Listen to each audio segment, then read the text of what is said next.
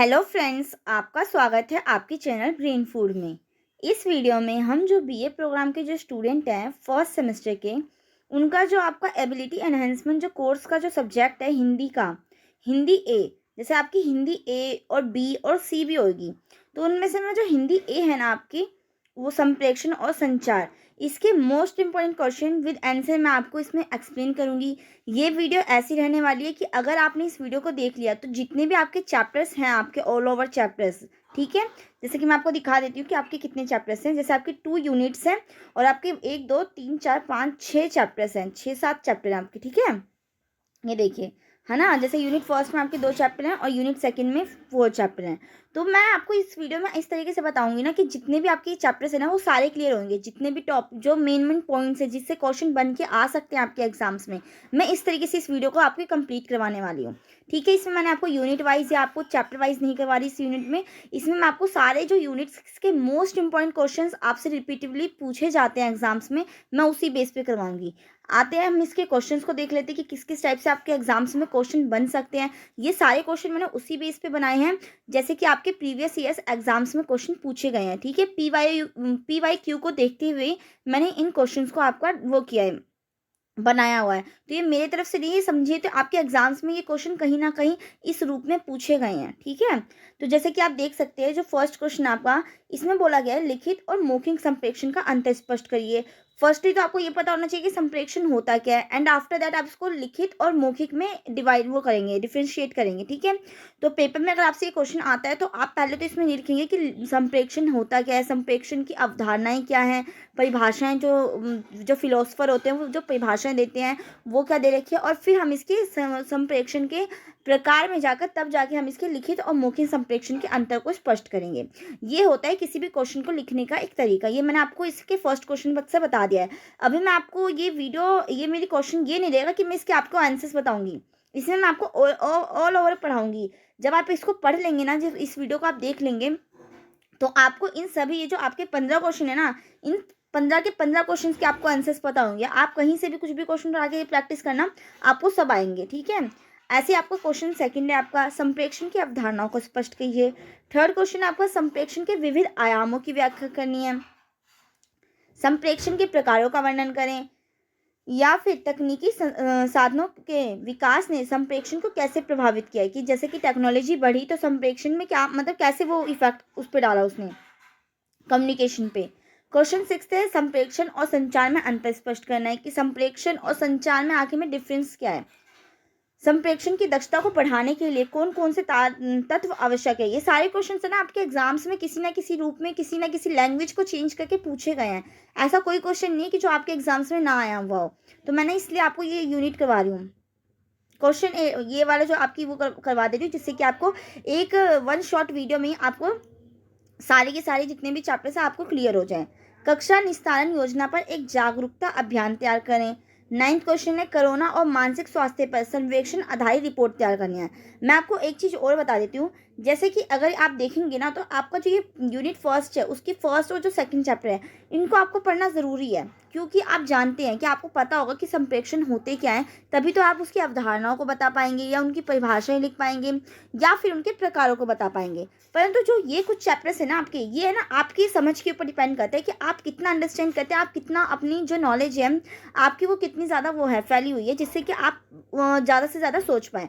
जैसे कि है ना आपको ना किसी भी चीज़ के ऊपर रिपोर्ट तैयार करने को बोल सकता है, या फिर अनुच्छेद लिखने के लिए बोल सकता है, अनुच्छेद लेखन करें, या फिर आपसे ये डायरी लेखन बोल सकता है, या संवाद लेखन करके बताएं। किसी टॉपिक को दे देगा और आपको बोलेगा कि संवाद लेखन करें इस पर, जब कम्युनिकेशन करते 2 पर्सन उसकी बिहाफ पे आपको ये लिखना होगा ऐसे ही। या फिर व्लॉग लेखन करें, जो व्लॉगिंग आजकल तक करती हैं आप देखती हैं, तो इस टाइप का लेखन करना होता है। तो ये आपकी समझ पे करेगा कि आप कितना ज़्यादा उसके बारे में सोच पाते हैं, उस टॉपिक के बारे में, और कितना लिख पाते हैं। तो ये जो टॉपिक होते हैं ना, ये तो कुछ टॉपिक्स हैं जो आपको खुद अपने अंडरस्टैंडिंग से ही डेवलप करके लिखना पड़ेगा उसको।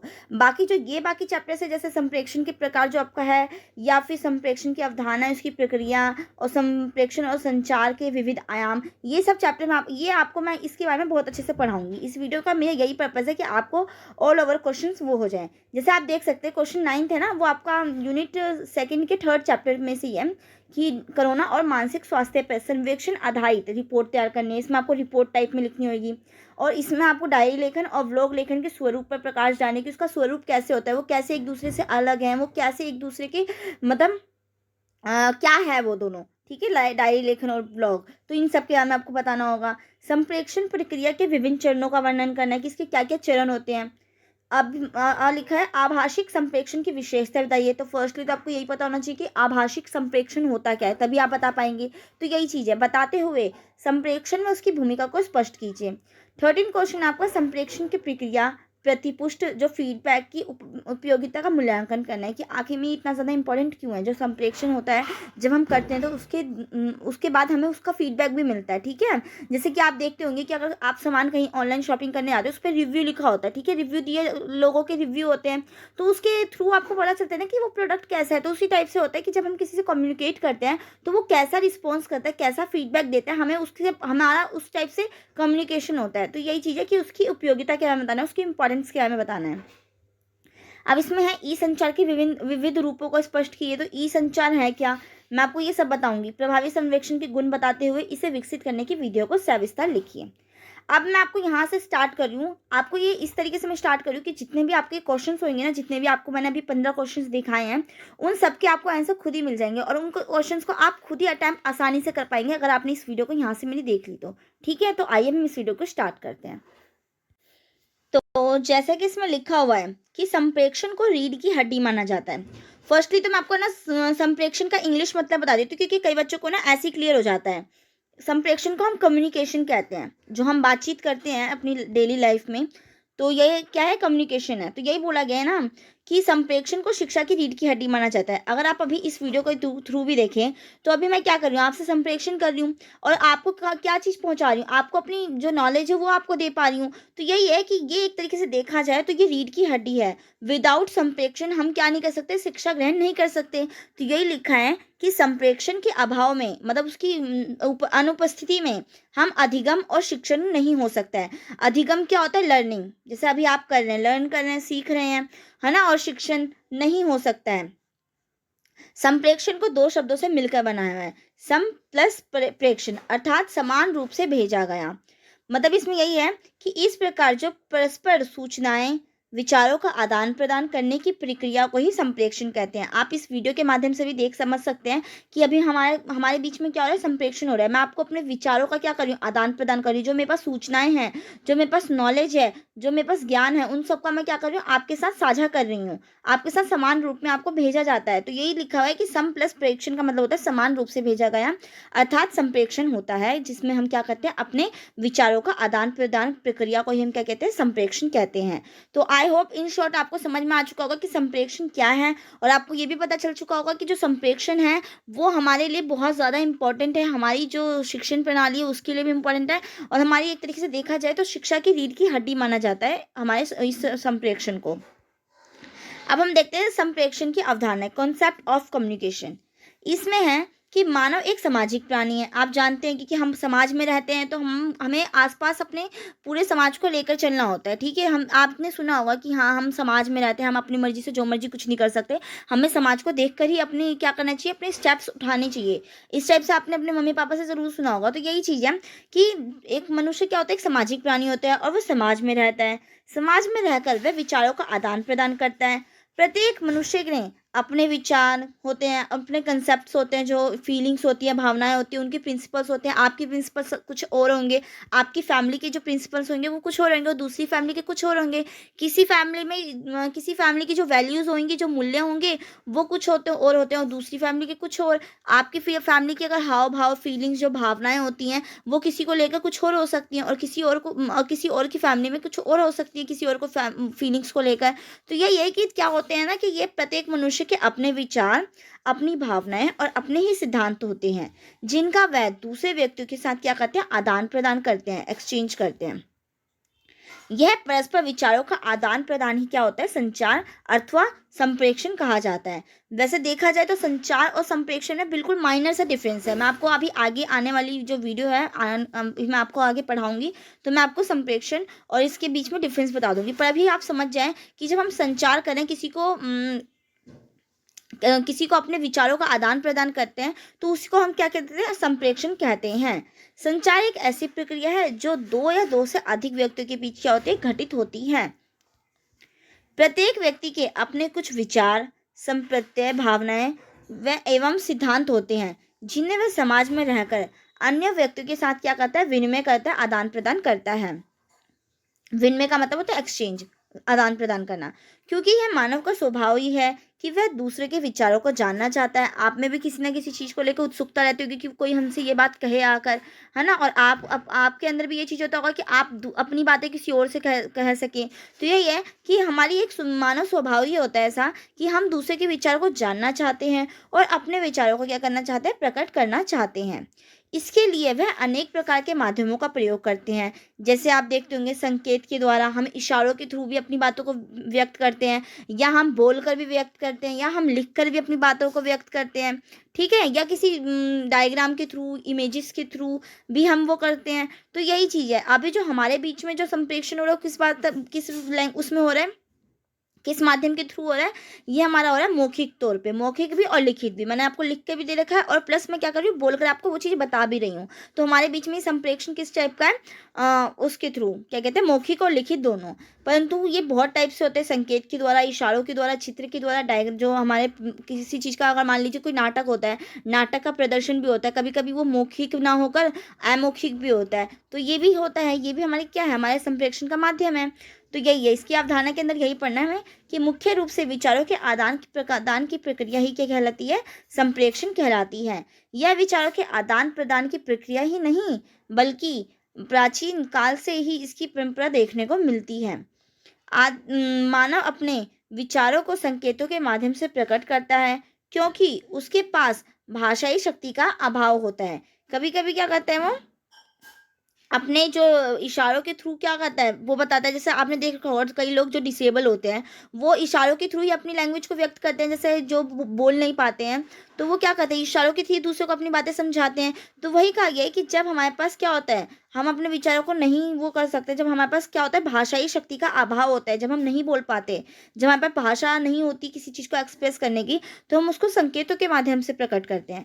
जैसे जैसे मानव सभ्यता का विकास भाषा, संस्कार व एवं विद्वानों के आधार पर हुआ, तत्पश्चात संप्रेषण के माध्यम भी क्या होने लगे, विकसित होने लगे। जैसे जैसे आप जानेंगे कि टेक्नोलॉजी बढ़ती है, तो वैसे वैसे ही हमारे माध्यम भी तो चेंज होते रहते हैं ना संप्रेषण के।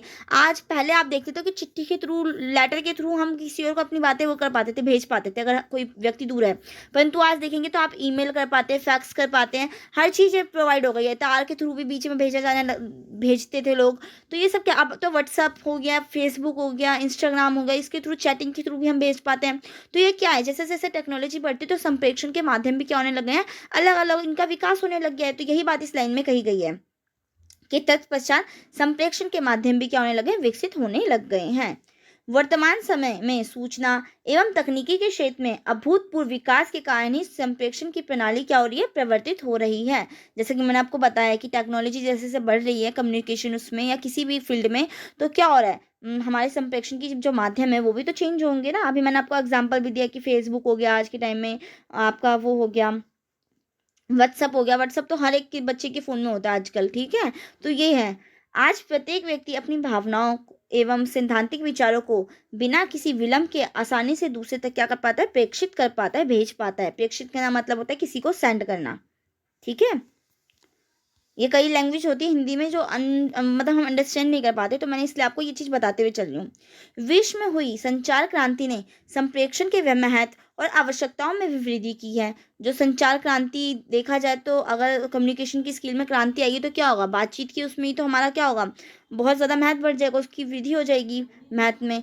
संप्रेक्षण की अवधारणा केवल मानव समाज में ही नहीं बल्कि समस्त प्राणियों में समान रूप से पाई जाती है। चाहे कोई, अगर मान लीजिए कोई जानवर है, उसमें भी तो संप्रेक्षण होता है, वो आपस में अपने उसमें बात होती है ना, उन वो भी तो समझते हैं ना कि वो चीज़ ये डिमांड कर रहा है, चाहे वो संकेत के थ्रू हो, भाषा के तौर पे हो। कोई एक जानवर भी होता है तो वो अपनी बातों को व्यक्त करता है। तो यही बात कही गई है कि ये केवल मानव समाज में ही नहीं बल्कि प्राणियों में भी समान रूप से पाया जाता है, जो संप्रेक्षण की अवधारणा है। केवल माध्यम अलग अलग होते हैं। जैसे एक व्यक्ति अपनी भावनाओं को विचारों के माध्यम से स्पष्ट करता है, वहीं एक पक्षी उसको संकेत एवं अपनी चहचाने की भाषा से प्रस्तुत करता है। मैंने अभी आपको यही बात कही। इस प्रकार संप्रेषण समस्त व्यक्तियों एवं प्राणियों द्वारा संपन्न होता है।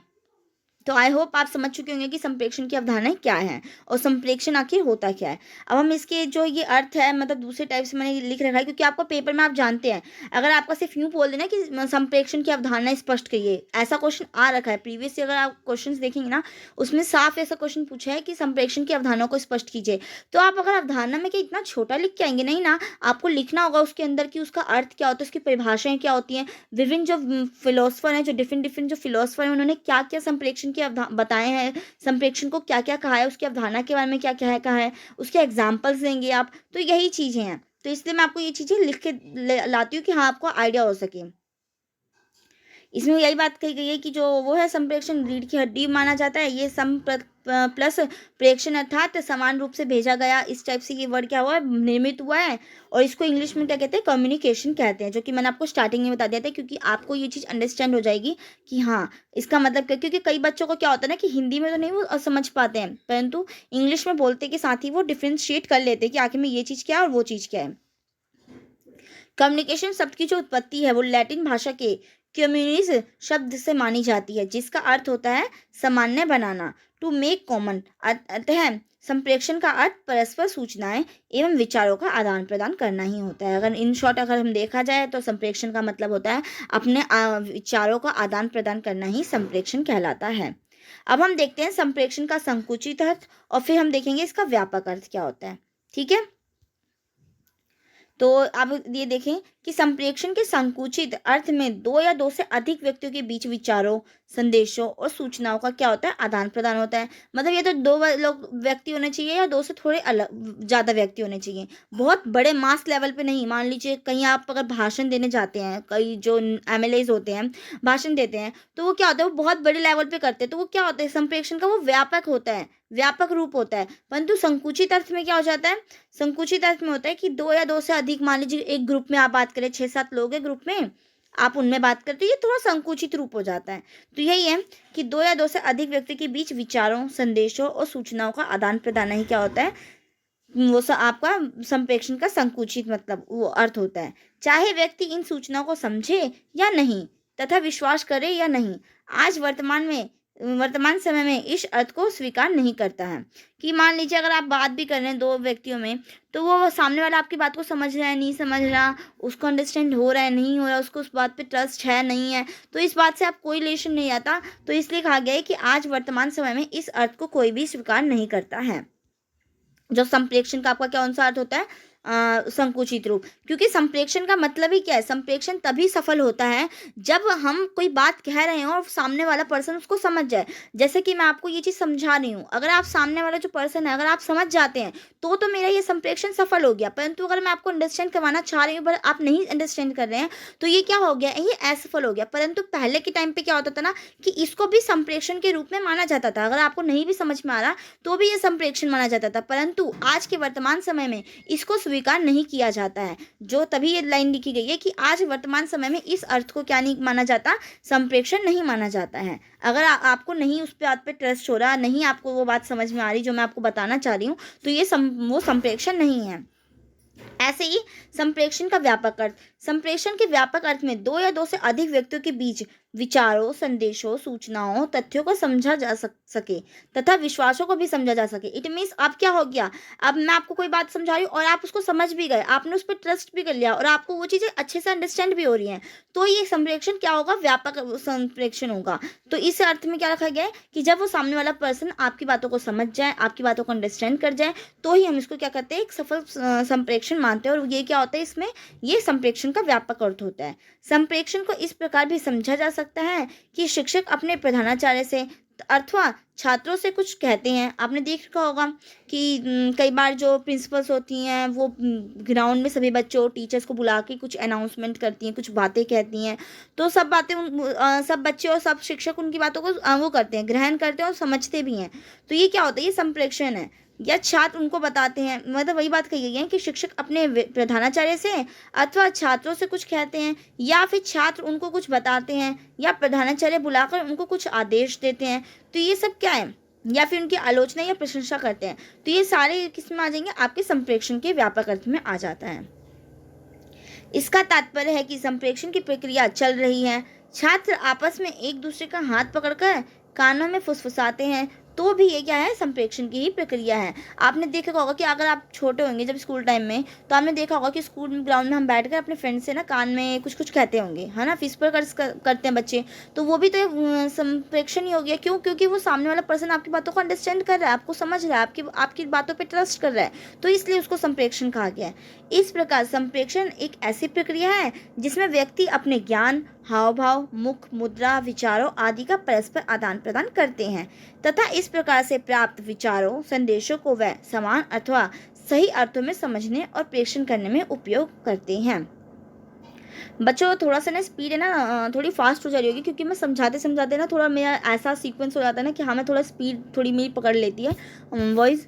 तो थोड़ा आप अंडरस्टैंड करना, अगर आपको ज़्यादा स्पीड लग रही होगी तो थोड़ा आप स्लो में इसको देख लेना। वैसे कई बच्चे तो होते हैं जो 2x पे लगाकर सुनते हैं, तो आपको 2x पे लगाने की कोई ज़रूरत नहीं पड़ेगी, क्योंकि मेरी वीडियो ऑटोमेटिकली मतलब 2x पे थोड़ा सा हो जाता है। मैं समझाते समझाते मैं फ्लो में वो जाती हूँ, चली जाती हूँ, तो इसलिए मुझे पता नहीं चलता कि कितनी स्पीड हो गई हो। ठीक है, अब हम देखते हैं संप्रेषण की परिभाषाएं। अब परिभाषा हमें क्यों देखना नेसेसरी है, क्योंकि इसमें जो विभिन्न फिलोसफर होते हैं, जो विद्वान होते हैं, वो अलग अलग तरीक़ों से संप्रेषण को बताने की कोशिश करते हैं कि नहीं, संप्रेषण ऐसा होता है, संप्रेषण ये होता है। परंतु सबके कहने का मतलब यही होता है कि अपने विचारों का आदान प्रदान करना ही क्या होता है, संप्रेषण होता है।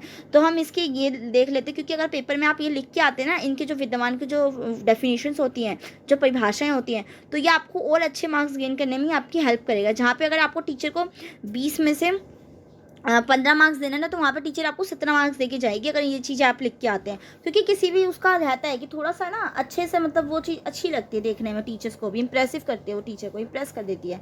तो यही है। अब हम देखते हैं इसकी परिभाषाएं को।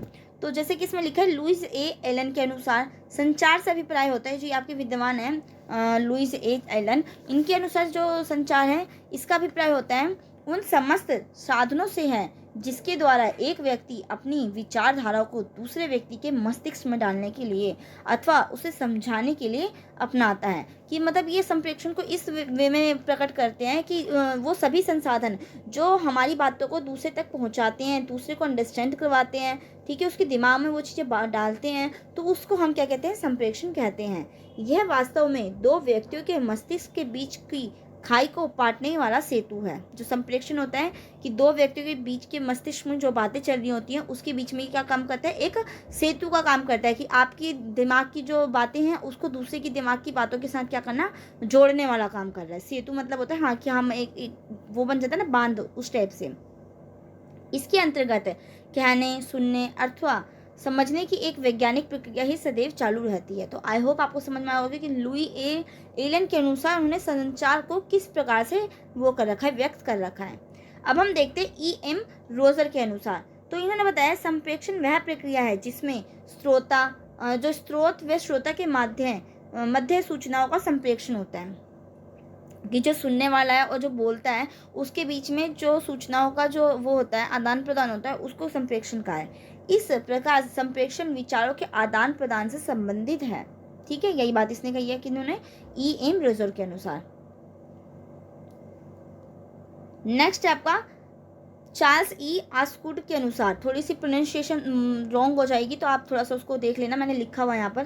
ठीक है, आमतौर पर संचार तब होता है जब कोई ढांचा या स्रोत किसी अन्य को प्रभावित करे, कुशलतापूर्वक विभिन्न संकेतों का प्रयोग करके उन साधनों के द्वारा जो उन्हें जोड़ते हों। तो यही इसका इन्होंने ये कहा है, संचार को इस प्रकार से डिफाइन कर रखा है कि वह स्रोत जिनसे मतलब जिनका किसी और के ऊपर क्या पड़े, इफेक्ट पड़े। जैसे मैंने आपको कोई बात कही, तो आपका मेरी बातों पर मेरी बातों का आपके ऊपर क्या प्रभाव पड़ता है, इस रूप में इन्होंने क्या किया है, संप्रेषण को डिफाइन किया है, परिभाषित किया है।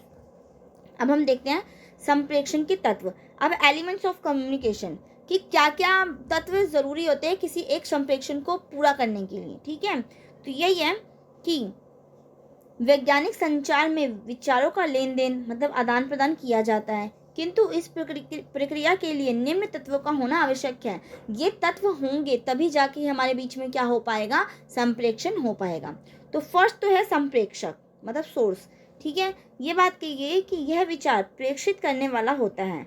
आज युग का वैज्ञानिक युग है। जैसे कि आप जानते हैं कि आज के टाइम में बहुत साइंटिफिकली हर चीज़ें टेक्नोलॉजी बढ़ रही है, तो इसलिए कहा गया है कि जो आज का युग है वो कैसा युग है, वैज्ञानिक युग है। अतः इसमें यह आवश्यक नहीं है कि प्रेषक व्यक्तियों से ही हो। इसका मतलब ये ज़रूरी नहीं है कि मान लीजिए कि कोई बोलने वाला सामने से एक व्यक्ति ही हो तभी जाके वो जरूर वो हो पाएगा, संप्रेषण हो पाएगा। कुछ और भी हो सकता है। आज के टाइम में अगर आप देखते होंगे तो व्हाट्सअप कैसा है, व्हाट्सअप क्या एक व्यक्ति बात करता है उसमें, मतलब आप होते हैं, आप लिखते हैं, परंतु आपकी बातें किस रूप में जाती है किसी के पास, टेक्स्ट रूप में, है ना, लिखी हुई रूप में जाती हैं। तो यही है कि ज़रूरी नहीं कि उसका माध्यम एक वो होता है, एक व्यक्ति ही होता है। संप्रेषण किसके थ्रू भी होता है, पत्र के थ्रू भी, पत्रिका अथवा मशीन के थ्रू, जैसे कि मैंने आपको बताया भी, किसी के द्वारा भी हो सकता है। अतः संप्रेषण जो संचार है, ये क्या है, संप्रेषक क्या है, बहुत ज़्यादा संप्रेषण का महत्व तत्व है, क्योंकि ये होगा तभी तो जाके आप संप्रेषण करेंगे। फर्स्टली तो आपको यही होना चाहिए ना कि कोई भेजने वाला, कोई चीज़ बातों को व्यक्त करने वाला कोई वो हो, व्यक्ति हो, या फिर आज के टाइम में ज़रूरी नहीं कि व्यक्ति ही हो, कोई पत्र भी हो सकता है, पत्रिका भी हो सकती है, कोई ईमेल, कोई टेक्स्ट, कुछ भी हो सकता है। तो यही चीज़ बात कही है। दूसरा इसका तत्व है संदेश। अब जो मैसेज है, व्यक्तियों द्वारा प्रसारित विचार ही संदेश होता है। यह शाब्दिक तथा अशाब्दिक उभय रूप में हो सकता है। जैसे कक्षा में छात्र को अध्यापक बैठ जाओ यह कहकर भी बैठा सकता है, और मौन स्फुरिति गर्दन हिलाकर भी संकेत दे सकता है। तो ये क्या है, यही बात कही गई है ना कि संदेश के लिए ज़रूरी नहीं है कि उसका शाब्दिक होना ही कंपलसरी है। कभी कभी आपने देखा होगा कि हम क्लास में होते थे तो टीचर हमें आंखों से या इशारों में बोल देती थी कि नहीं नीचे बैठो, है ना, शट डाउन। एक बच्चे को अगर बैठाना होता तो वो अपनी गर्दन हिलाकर बैठाने के लिए बोल देती थी, या फिर किसी चीज़ के लिए हमें मना करना होता तो वो गर्दन हिलाकर मना भी कर देती थी। तो क्या है, ये सब चीज़ें कैसी होती हैं, ये शाब्दिक भी हो सकती हैं और अशाब्दिक भी हो सकती हैं। तो संदेश भी इसका महत्व तत्व है, किसका, आपका संप्रेषण का। संप्रेषण के लिए, कम्युनिकेशन के लिए आपका संप्रेषक होना जरूरी है, तत्व संदेश होना भी कंपलसरी है। ठीक है, और फिर आपका संप्रेषण के क्या क्या माध्यम है, इसको भी हम देख लेते हैं इसके तत्व में। तो यही है कि चैनल से अभिप्राय उस साधन से है जिसके द्वारा कोई संदेश वाहक से संदेश ग्राहक तक पहुंचता है। जैसे कि आप व्हाट्सएप के थ्रू मैसेज भेजते हैं, तो ये जो व्हाट्सएप हो गया, ये क्या है, ये माध्यम है, ये चैनल है जिसके द्वारा क्या हो रहा है, आपकी बातों का आदान प्रदान दूसरे व्यक्ति के साथ हो पाता है। यह वह पथ है जिसमें संदेश भौतिक रूप से प्रेषित होता है, मतलब फिजिकली भी हो जाता है। ठीक है, और वैसे भी होता है। जैसे टेलीग्राम, इसने एग्जाम्पल दिया टेलीग्राम का। वह वायर जिस पर संदेश भेजा है, रेडियो वार्ता में यह रेडियो स्टेशन तथा स्टूडियो है। इसी प्रकार किसी लेख के लिए समाचार पत्र या मैगजीन संप्रेषण का क्या होती है, माध्यम होती है। अब इसमें इन्होंने पुराने जो टाइम के जो चलते थे टेलीग्राम और समाचार पत्र का एग्जाम्पल दिया है कि जैसे समाचार पत्र भी होता है, इसमें भी तो आपके विचारों का आदान प्रदान ही होता है। तो यही बात की गई है कि जैसे मैगजीन हो गए, समाचार पत्र हो गए, ये भी तो क्या है, संप्रेषण के माध्यम ही है। तो इसलिए कहा गया है कि संप्रेषण के जो तत्व हैं उसमें उसका माध्यम होना भी कंपलसरी है। फोर्थ इसका है आपका तत्व में संदेश ग्राहक। यह संदेश प्राप्त करने वाला होता है। अब संदेश ग्राहक क्या हो गया, मैंने आपको कोई बात कही, आप तक पहुंची, आप क्या हुए, वो संदेश ग्राहक हुए, मतलब कि आपने उस चीज को एक्सेप्ट किया, आपने उस चीज को स्वीकार किया। तो यही चीज है कि संदेश प्राप्त करने वाला ही होता है। जो संदेश ग्राहक होता है, कौन होता है, जो कि क्या कर रहा है, संदेश ग्रहण कर रहा है। संदेश प्राप्ति की वह कई विधियों से कर सकता है, जैसे कि समाचार सुनकर भी वो चीजें वो कर सकता है, या समाचार पत्र को पढ़कर भी ले सकता है, अथवा देखकर भी। ठीक है, तो 3 तरीके से अपने क्या कर पाता है, समाचार वो संप्रेषण को क्या करता है, ग्रहण करता है। उसी को हमने क्या किया है, संदेश ग्राहक कहा है। तो ये एलिमेंट भी होना ज़रूरी है। ये एलिमेंट नहीं होगा तो संप्रेषण तो समझो होगा ही नहीं। समझ रहे हैं ना आप, कि अगर मान लीजिए 2 व्यक्ति हैं ही नहीं, कोई आपस में अपनी बातों को विचार नहीं कर पा रहा है, तो संदेश ग्राहक तभी तो पूरा संप्रेषण सफल माना जाएगा। तो यही चीज़ है। अतः संदेश ग्राहक को संदेश ग्राहक को ग्राहक संप्रेषक भी कहते हैं। इन तत्वों के अतिरिक्त शारीरिक क्रियाओं से भी भावों का आदान प्रदान कर संचार कर सकते हैं। जो हम हाथ पैर हिला हिला कर जो बातें करते हैं, आपने देखा होगा कई लड़कियों की आदत होती है या लड़कों की आदत होती है कि थोड़ा सा अपने हाथों के मूवमेंट, जैसे जैसे वो बात करेंगे उनके हाथों में मूवमेंट भी होती रहती है कि हाँ ये चीज़ ऐसे हो रही है, वो चीज़ ऐसे हो रही है। तो ये भी क्या है, आपके हाव भाव से भी संप्रेषण होता है। जैसे आंगिक क्रिया द्वारा बालकों को डराने के लिए शब्दों का प्रयोग ना करके क्रोधो मुद्रा बना लेना, मतलब गुस्से वाला फेस आप कर नहीं देते। तो कई कई बच्चे होते हैं जो शैतानी करते हैं, तो मम्मियों को देखते होंगे आप कि मम्मी उनको आंखें दिखाकर चुप करवा देते हैं उन छोटे बच्चों को। तो ये क्या है, ये भी तो एक संप्रेषण का ही माध्यम हो गया है ना। ज़रूरी नहीं है कि वो मम्मी उनको बोल कर ही चुप करवा रही है बच्चों को। कभी कभी जो बच्चे होते हैं, छोटे छोटे बच्चे शैतानी करते हैं, तो मम्मी उनको आंखें दिखाकर भी शांत करवा देती हैं। तो ये भी क्या है, संप्रेषण का ही माध्यम है। आंखों के इशारों से ही संदेश ले और दे सकते हैं। ठीक है, जैसे कई बार बालक अधिक अध्यापकों या परिवार के मध्य होता है। ठीक है, मैंने आपको एग्जाम्पल भी दे दिया जैसे बालकों के मध्य कैसा होता है।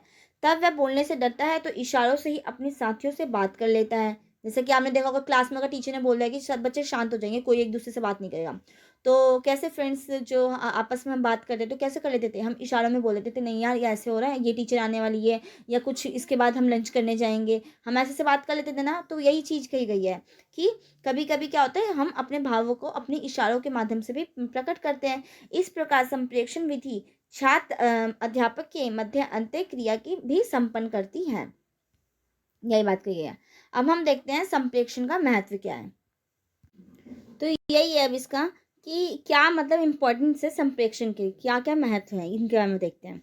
तो जैसा कि मैंने आपको बताया कि जो मनुष्य है वो क्या है, एक सामाजिक प्राणी होता है और अपनी आवश्यकताओं की पूर्ति के लिए एक दूसरे पर डिपेंड होता है। आपको अगर कुछ चीज़ चाहिए होगी तो आप किसी और पर डिपेंड होंगे। मान लीजिए आपको चीनी की ज़रूरत है, तो जो दुकानदार के ऊपर आप डिपेंड है कि हाँ हमें चीनी खरीदनी है, मतलब किसी भी चीज़ के लिए, चाहे आपको अपनी लाइफ में कुछ भी चाहिए तो आपको एक दूसरे की हेल्प करनी ही होगी। समाज में रहते हैं तो समाज में रहकर आपको सामाजिक प्राणी के तौर पे रहना ही होगा। तो ये कि हम क्या हैं, एक दूसरे पर निर्भर रहते हैं। अपनी ज़रूरतों को पूरा करने के लिए हमें संप्रेषण करना ही पड़ता है। अगर आपको किसी चीज़ से डिमांड करनी है तो आपको दूसरे व्यक्ति को अपनी बात कहनी ही पड़ेगी, संप्रेषण करना ही पड़ेगा। इसलिए जो संप्रेषण है वो मानव जीवन का क्या है, एक अभिन्न हिस्सा है। विदाउट संप्रेषण समझिए ना तो हम बहुत मुश्किल से ही सर्वाइव कर पाते हैं। ठीक है, जैसे कि आपने देख रखा होगा जो डिसेबल पर्सन्स होते हैं वो भी सर्वाइव तो करते हैं, परंतु उनकी जो लाइफ होती है वो हमारे कंपैरिजन में क्या हो जाती है, थोड़ी सी डिफिकल्ट हो जाती है। ठीक है, तो यही चीज़ है। अब हम देखते हैं इसकी क्या क्या इंपॉर्टेंस है। तो फर्स्ट आपको इम्पोर्टेंट है व्यक्तिगत ज़रूरत। हमारी जो पर्सनल नीड होती है उसके लिए भी हमें संप्रेषण ज़रूरत पड़ती है संप्रेषण की। जैसे कि अपनी दैनिक दिनचर्या, खाना पीना, प्रेम सेवा इत्यादि हमारी बहुत सी ज़रूरतें होती है जो बिना संप्रेषण के पूरी नहीं हो सकती। अगर आपको एक खाना भी खाने के लिए चाहिए कुछ, तो आपको अपनी मम्मी से बोलना पड़ेगा कि हाँ मम्मी मुझे खाना खाने को दे दो। या हमें पानी भी पीना है तो हमें पानी को पीने के लिए भी किसी से मांगना पड़ेगा या दुकान पे जाके पानी को खरीद के लाना पड़ेगा। तो इसके लिए भी हमें क्या ज़रूरत है, संप्रेषण करने की नीड पड़ती है। तो इसलिए कहा गया है कि ये क्या है, जो संप्रेषण है वो इसलिए इम्पोर्टेंट है क्योंकि ये क्या है, हमारे व्यक्तिगत ज़रूरतों को भी पूरा करने में हमारी मदद करता है। सॉरी, दूसरा है जो व्यक्तिगत संबंध बनाने के लिए संप्रेषण बहुत ज़रूरी है। बिना बातचीत के हम व्यक्तिगत संबंध नहीं बना सकते। आपस में हम पर्सनल जो हमारे बीच में रिलेशंस बन जाते हैं। आप देखते होंगे पड़ोसी पड़ोसी जो होते हैं रिश्तेदार बन जाते हैं आपस में। ठीक है, तो इस टाइप से तो विदाउट संप्रेषण तो हम व्यक्तिगत संबंध वही नहीं कर सकते, कर ही नहीं, बना ही नहीं पाएंगे व्यक्तिगत संबंध। तो इसलिए भी उसके लिए भी क्या है, वो संप्रेषण का होना ज़रूरी है, उसका महत्व इसलिए भी है। नेक्स्ट है आपके सूचना। तो सूचना लेना या देना बाल्यावस्था से ही शुरू हो जाता है। आपको कुछ बताना हो या किसी की बातों को सुनना हो, तो ये आपका आप देखते होंगे कि जब आप बोलना स्टार्ट करते हैं तब से स्टार्ट हो जाता है। जब वह बच्चा पहली बार पूछता है यह क्या है, क्यों है, जिज्ञासा की प्रवृत्ति मानव स्वभाव का अभिन्न अंग है। अगर आपको कोई एक चीज़ पता होगी ना, तो आपका ज़रूर दिमाग में कुछ ना कुछ बातें चलती रहती हैं कि दूसरा इसका क्या हो सकता है। मतलब अगर आपको किसी चीज़ के बारे में हिंट हल्का सा दिया जाए, तो आपको ये जानने की इच्छा होगी कि नहीं नहीं, मुझे इसके बारे में पूरा ही अच्छे से जानकारी चाहिए। तो यही है कि जो मानव जो स्वभाव है ना, वो ऐसा है ना कि हमें किसी ने सब चीज़ के बारे में ना ऐसा लगता है कि नहीं, हमें इस चीज़ के बारे में जानना चाहिए, इस चीज़ के बारे में हमें और पता होना चाहिए। तो यही चीज़ है कि हमें हमेशा नॉलेज गेन करने की हमेशा हैबिट होती है। हमारा स्वभाव ही होता है किसी भी सूचना के बारे में जानने का। तो यही बात कहा गया है कि जिज्ञासा की प्रवृत्ति होती है, और यह संप्रेक्षण से ही पूरा हो पाती है। और ये कभी कब पूरा हो पाएगी? जब संप्रेक्षण होगा, जब आपको कोई बात ये बताएगा कि हाँ ऐसे होता है। अगर आपने पूछा ये क्या है, मान लीजिए कोई सामान रखा हुआ है, आपने पूछा ये क्या है, तो दूसरा व्यक्ति तभी ना आपको ये चीज़ क्लियरफाई कर पाएगा ना, जब वो क्या करेगा, आपसे संप्रेषण करेगा। तो इसलिए भी जो सूचना का हमें प्रदान करने के लिए या आदान प्रदान करने के लिए भी हमें संप्रेषण की ज़रूरत पड़ जाती है, किसी चीज़ को बताने के लिए भी। नेक्स्ट इसका महत्व है मनोरंजन के लिए। अब मनोरंजन के लिए भी हमारा जो संप्रेषण है वो बहुत भूमिका निभाता है। जैसे कि आप गेम्स भी खेलते होंगे, तो गेम्स में भी आप देखते होंगे ना, अगर क्रिकेट खेल रहे हैं, क्रिकेट में भी कोई इधर से विकेट लेगा तो इधर से वो चिल्लाएगा कि इसको पकड़ो, ऐसे पकड़ो, ये ले वो ले, इस टाइप से होती रहती है बातचीत। तो ये क्या है, ये भी संप्रेषण जो है, संप्रेषण इसलिए भी महत्व है कि हम क्या कर सकें, अपना जो मनोरंजन है उसको अच्छे से कर पाएँ। तो यही लिखा है कि जीवन में स्फूर्ति, उत्साह के लिए मनोरंजन अति आवश्यक होता है। और गपशप संप्रेक्षण का एक मजेदार और मनोरंजक उदाहरण है। जो आप अपने फ्रेंड्स में गॉसिप्स भी करते हैं, तो ये भी क्या है, ये भी तो संप्रेक्षण ही होता है ना। और ये हमें इसमें करने में भी बहुत मजा आता है। ये एक तरीके से हमारे लिए क्या हो जाता है, एंटरटेनमेंट हो जाता है। अगर हम अपने फ्रेंड्स में बैठ के किसी दूसरे फ्रेंड्स की चुगली कर रहे हैं, या किसी के बारे में हम कुछ बातें कर रहे हैं, तो ये क्या हो जाता है, हमारा बहुत अच्छा माहौल बन जाता है आपस में एक दूसरे के साथ। तो यही है कि जो संप्रेक्षण है वो इसलिए भी महत्व है क्योंकि हमें क्या करता है, मनोरंजन भी प्रदान करता है। गपशप के द्वारा हम एक दूसरे के विचारों और भावना एवं दृष्टिकोणों को समझने का क्या करते हैं, प्रयास करते हैं। और मनोरंजन के माध्यम से शिक्षा देना भी क्या होता है, सुगम एवं सरल हो जाता है। नेक्स्ट है आग्रह। अब इसका इंपॉर्टेंस आग्रह के लिए में मतलब कि इस प्रकार का संप्रेषण विज्ञापनों में देखने को मिलता है। अगर आप देखेंगे तो एडवर्टीजमेंट छपी होती है कि जो ये सोप है ये बहुत अच्छा है, इससे ऐसा होगा वैसा होगा। या फिर ट्यूशन्स के भी आप एडवर्टीजमेंट देखते होंगे कि ये ट्यूशन में आप एडमिशन को आए तो ऐसा होगा, ये ट्यूशन वैसा होगा। मतलब इस टाइप से आपने विज्ञापन देखा होगा। तो ये क्या है, ये एक तरीके से जो संप्रेषण है वो आग्रह के लिए भी इम्पोर्टेंट है। विज्ञापनों को इस प्रकार बनाया जाता है कि वह ज़्यादा से ज़्यादा लोगों को क्या है, पसंद आए। और विज्ञापनों में ग्राहकों से आग्रह किया जाता है कि ग्राहक उस वस्तु को लेने का को मना ना कर सके, उसका मन बना ले। तो ये बातें होती हैं, ठीक है। तो यही बात कही गई है कि जो संप्रेषण होता है वो आग्रह करने के लिए भी इम्पोर्टेंट होता है। किसी को आपने रिक्वेस्ट करनी हो, तो उसके लिए भी तो आपको संप्रेषण का वो लेना पड़ेगा ना, जरिया हो रहेगा ना। संप्रेषण के द्वारा ही तो आप किसी से आग्रह कर पाएंगे ना। और आग्रह करने के लिए आप चाहे विज्ञापनों के थ्रू करें या फिर आप किसी को मौखिक तौर पर करें, तो ये चीज़ें होती हैं, इसलिए इसका इंपॉर्टेंस होती है। नेक्स्ट आपका है 7 पॉइंट की आपातकाल में सहायक। मतलब कि यदि कोई दुर्घटना घटित हो जाती है, किसी का एक्सीडेंट हो जाता है, किसी के साथ कुछ हो जाता है, तो आधुनिक संचार माध्यमों की सहायता से तुरंत सहायता मांगी जा सकती है या सहायता प्राप्त हो सकती है। तो आप किसी को हेल्प के लिए बुलाते हैं, तो वो भी क्या है, हेल्प के लिए जब बुलाते हैं तो वो भी तो आप एक क्या कर रहे हैं, संप्रेषण कर रहे हैं। तो यही बात कहिए कि इमरजेंसी में भी क्या होता है, जो संप्रेषण है वो बहुत ज़्यादा महत्व होता है।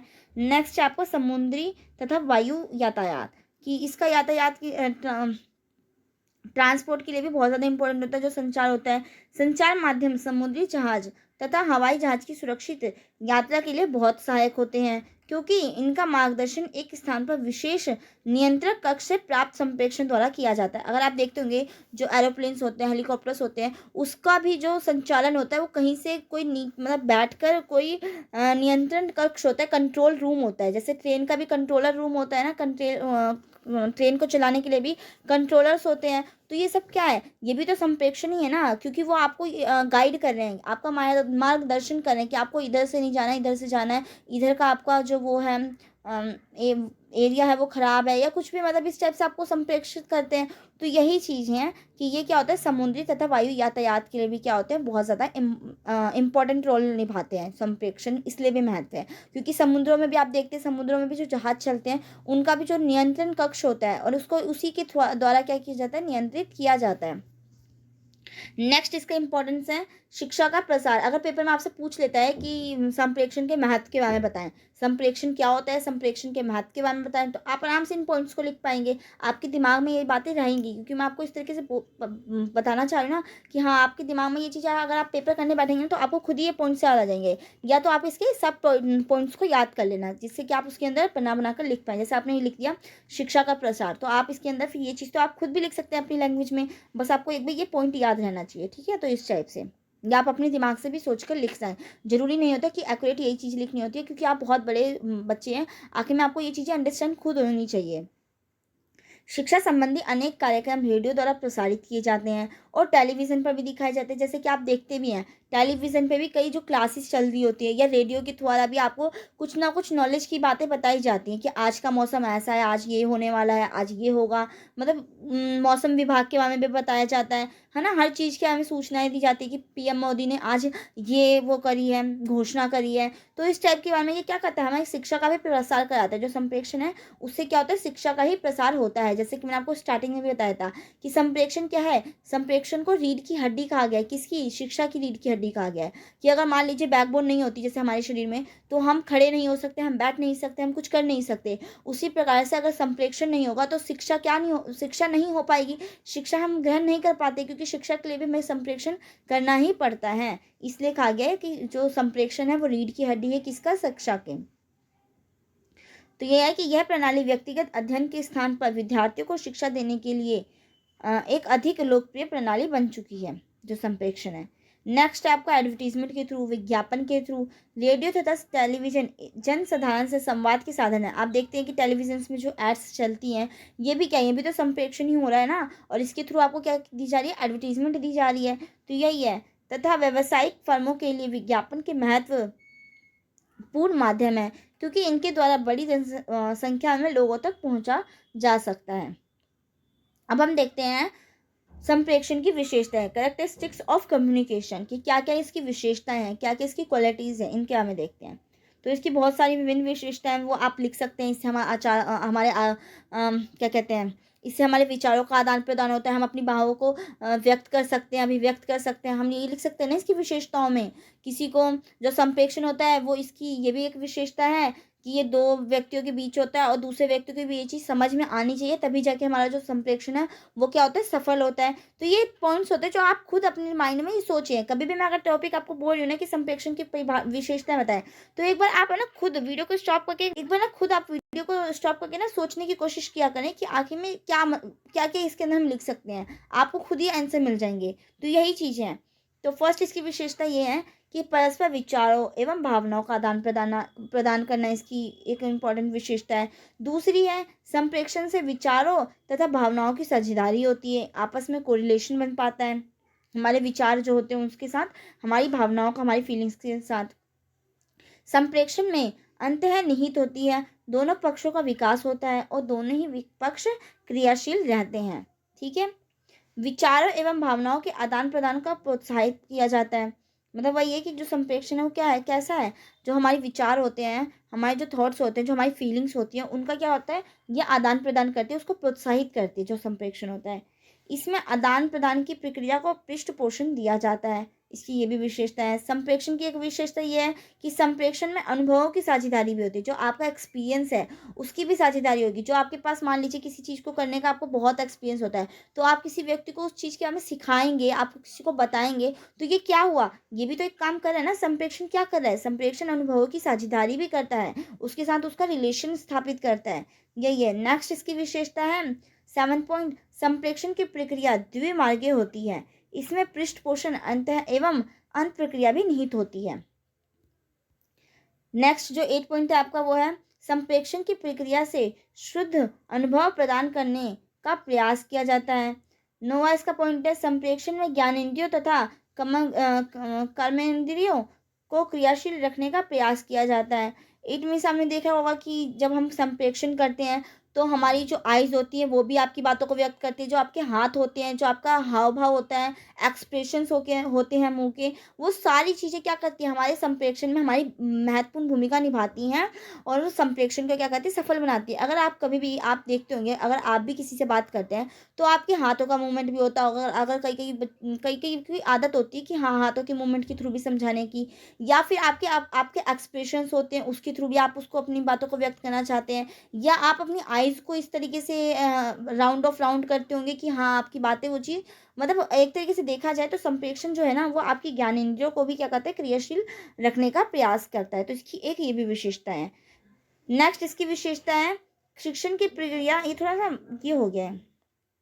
वो क्या कहते हैं टाइपिंग थोड़ी गलत सी हो गई कि शिक्षण की प्रक्रिया का संप्रेषण एक महत्वपूर्ण घटक होता है। ये थोड़ा-सा ये अलग होना चाहिए प्रक्रिया, और ये क्या अलग का अलग लिखा हुआ है।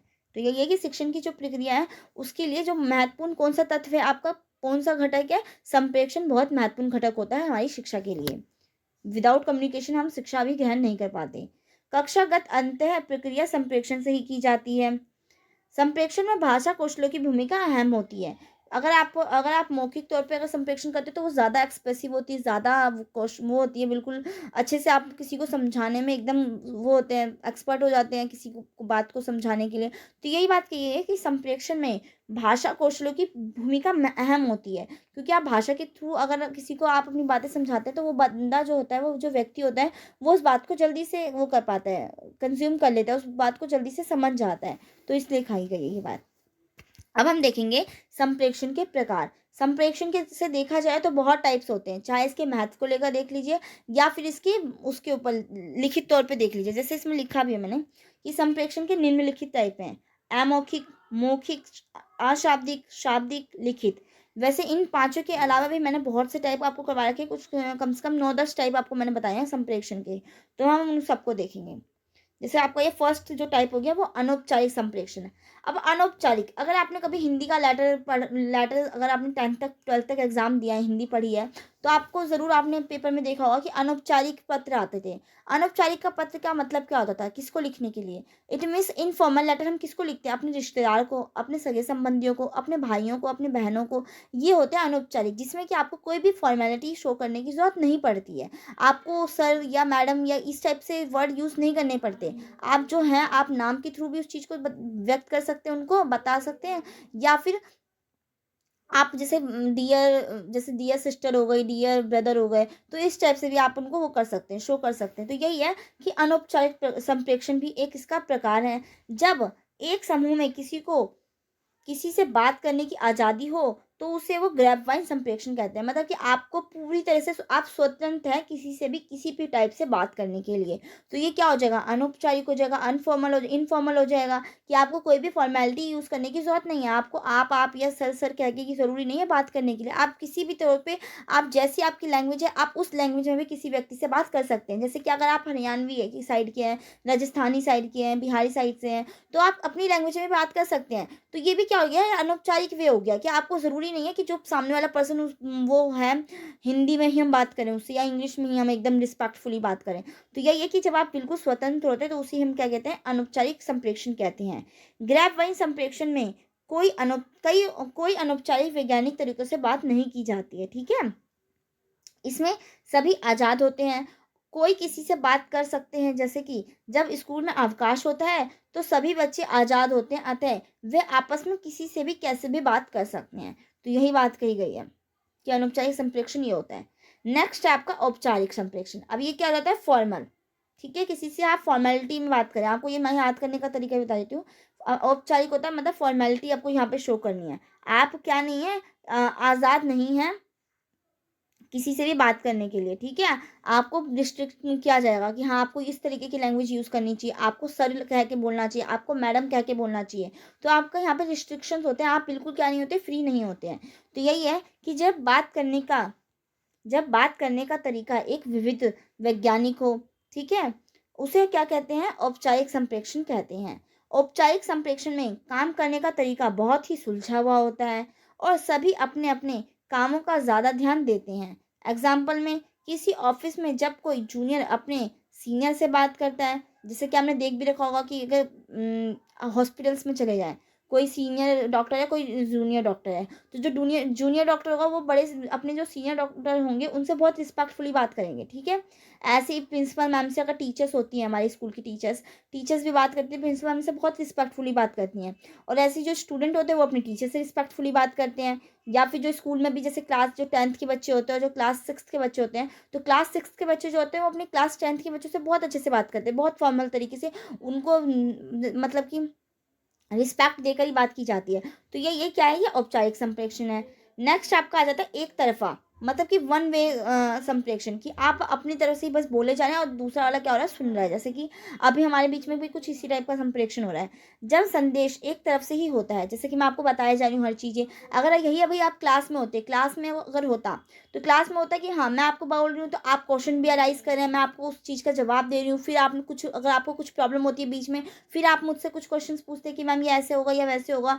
तो ये होता है कि दो तरफा कम्युनिकेशन हो रही होती है, दो तरफा संप्रेषण हो जाता है। परंतु ये एक तरफा है, जैसे कि अभी चल रहा है, मैं आपको वीडियो के थ्रू सिर्फ बोले जा रही हूँ, आपको वो चीज़ सुन रहे हैं आप, ठीक है। अभी आप क्वेश्चन अराइज नहीं कर सकते। तो ये कैसा है, एक तरफा संप्रेषण होता है। जब संदेश एक तरफ से ही होता है और तो वह क्या होता है, एकल व वन वे, ठीक है, वन वे संप्रेषण होता है।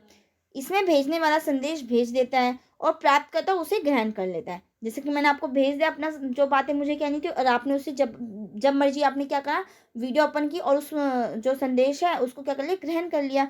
तो ये होता है आपका संप्रेषण, वन वे संप्रेषण। एग्जाम्पल इसमें लिखा भी है कि कक्षा में अध्यापकों ने बच्चों को बोला कि वे खड़े हो जाएं, तो बच्चे क्या हो जाते हैं, खड़े हो जाते हैं। तो वो कैसा है, वन वे संप्रेषण है, ठीक है। और वहीं पे अगर मान लीजिए टीचर कुछ पढ़ा रही होती है, तो टीचर बच्चों को पढ़ा रही है, टीचर ने अपनी बात कही, फिर बच्चे क्या करते हैं, क्वेश्चन अराइज करते हैं कि मैम ये क्वेश्चन ये इस टाइप से कैसे होगा, मैम ये क्वेश्चन कैसे होना चाहिए। तो क्वेश्चन अराइज होते हैं उस टाइम पे, तो वो हो जाता है आपका दो, मतलब दो तरफा कम्युनिकेशन हो जाती है। तो यही बात की गई है, आप समझ चुके होंगे वन वे संप्रेषण क्या है। दूसरा है आपका टू वे संप्रेषण। जब दो व्यक्ति आपस में बातचीत करते हैं तो उनमें तर्क वितर्क होता है, अर्थात प्राप्तकर्ता और भेजने वाला दोनों ही सम्मिलित होते हैं, ठीक है। एग्जाम्पल भी लिखा हुआ है कि अध्यापक कक्षा में बच्चों से प्रश्न करते हैं तो बच्चे उसका क्या करते हैं, उत्तर देते हैं। तो ये क्या है, ये भी तो आपका, ये आपका कैसा हो गया, दो तरफा हो गया, क्योंकि आप जो क्वेश्चन पूछ रहे हैं आपको सामने से उसका रिस्पॉन्स मिल रहा है। तो ये आपका हो जाता है टू वे संप्रेषण। नेक्स्ट है आपका संप्रेषण में अंत है व्यक्तित्व संप्रेषण। थोड़े प्रोनाउंसिएशन आप देख लेना इसको, व्यक्तिगत, ठीक है, इसको बोलते हैं।